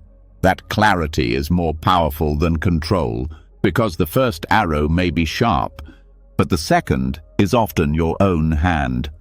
And the moment you stop driving it deeper, you begin to heal. As you stop firing the second arrow, something unexpected happens. The pain remains, but it becomes lighter. The moment still hurts, but it no longer defines you. You begin to see clearly how much suffering is created not by what happens, but by how you respond. This shift marks a new kind of intelligence, one that sees that not every difficulty is a problem to fix, and not every discomfort is a battle to win. From this understanding, the ground becomes fertile for another essential teaching: skillful means. Skillful means, or upaya, is the art of wisdom in context. It is the understanding that truth is not always about doing more. Sometimes it is about stepping back, softening, or doing nothing at all. In the Buddhist tradition, skillful means is not about following rigid rules. It is about meeting the moment with clarity and adapting to what it actually needs. It asks, what works here? What leads to less harm?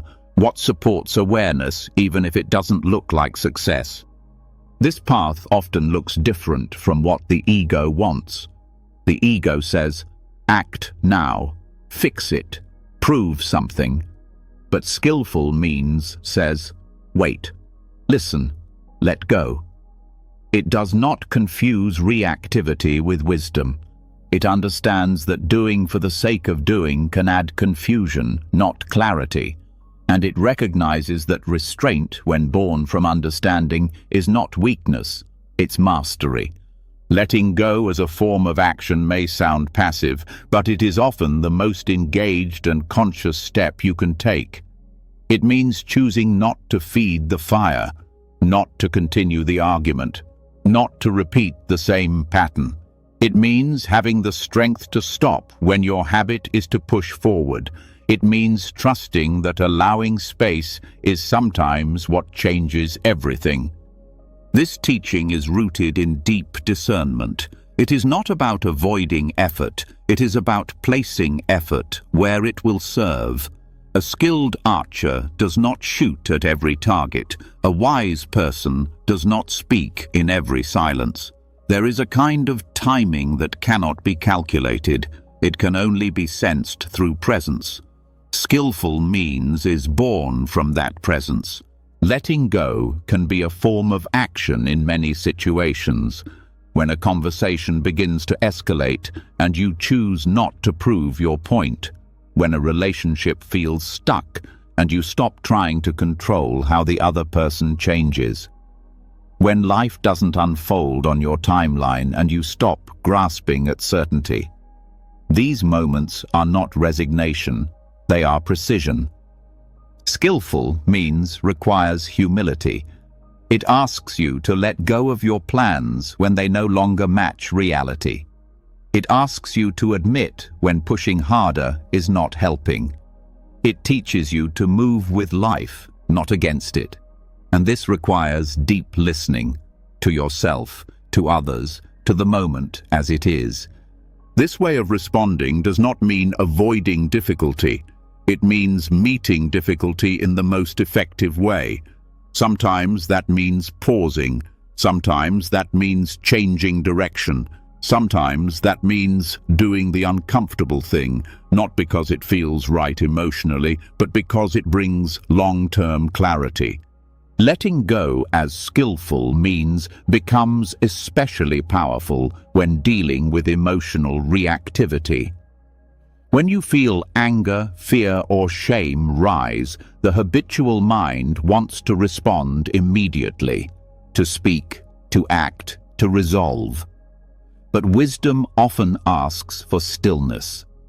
Not because the feeling is wrong, but because it hasn't yet ripened into clarity. Skillful means says, let the emotion breathe before it becomes behavior. This pause creates space for insight. You begin to see that not every urge is wise, that not every reaction is needed, that the timing of your response matters as much as the content.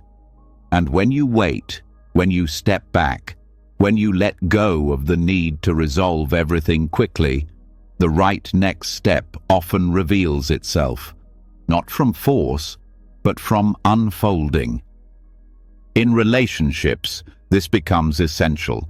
You begin to realize that helping someone does not always mean giving advice, that support sometimes means silence, that loving someone may include letting them face discomfort without interference. Skillful means teaches that presence is not always active. Sometimes it is the act of simply being with. Letting go also means releasing the need for validation. The mind often wants to be seen, praised, understood.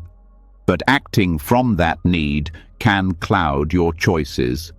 Skillful means says, act for the benefit of the moment, not for your image. Speak when it helps. Stay silent when it doesn't. Release the need to be the hero in your own story. This freedom allows you to navigate complexity with more ease. When you stop needing to be right or to win or to fix everything, you can see the situation more clearly. You can ask better questions. You can shift your role, your tone, your presence. And often, what once felt stuck begins to move, not because you forced it, but because you stopped clinging. Skillful means is not about doing nothing. It is about doing the right thing at the right time for the right reasons. And sometimes that means letting go of timing, of results, of certainty. It means trusting that the process has a rhythm, that life does not need your constant management to unfold wisely. This trust deepens with practice. You begin to notice where your effort is helpful and where it is compulsive. You learn when to step forward and when to step back. You learn to recognize the difference between surrender and collapse. And slowly, your actions become more aligned, more spacious, more effective. This way of moving through life requires patience. Skillful means is not always fast. It doesn't always produce immediate results. But it builds something stronger, a life based not on reaction, but on understanding. A life where your energy is no longer scattered. A life where your presence itself becomes a form of support. Even in spiritual practice, this teaching applies. Not every session is about reaching a state. Sometimes the most skillful thing is to let go of striving and simply sit. To stop trying to achieve insight and just be with your breath. To stop fixing the self and start accepting the self. From that space, transformation happens. Not because you forced it, but because you finally allowed it. Letting go does not mean doing less. It means doing with more awareness, with more care, with more trust in the wisdom of pause. It means choosing not to push when pushing will only create more resistance. It means stepping back, not out of fear, but out of clarity. In a world that often rewards noise, speed, and performance, skillful means is a quiet revolution. It is the wisdom that recognizes. Sometimes, the most powerful thing you can do is stop, breathe, wait. Let the truth of the moment reveal itself before deciding how to meet it. Let this wisdom guide you forward. Let it shape the way you speak, act, and rest. Let it remind you that mastery is not about control. It's about responsiveness, about knowing when your action adds clarity and when your silence does more. About trusting that sometimes the best way forward is not to force your way through, but to step aside and let what wants to happen, happen. You've walked through some of the deepest teachings in Buddhist wisdom, not to learn how to escape life, but how to live it without grasping, without forcing, without wearing yourself thin, trying to control what can't be held. You've seen how craving twists desire, how identity fuels tension, how silence heals more than words, and how letting go can sometimes be the most powerful move of all. You've learned to spot the second arrow, to release timelines, to rest in presence, and to trust the quiet intelligence of interbeing.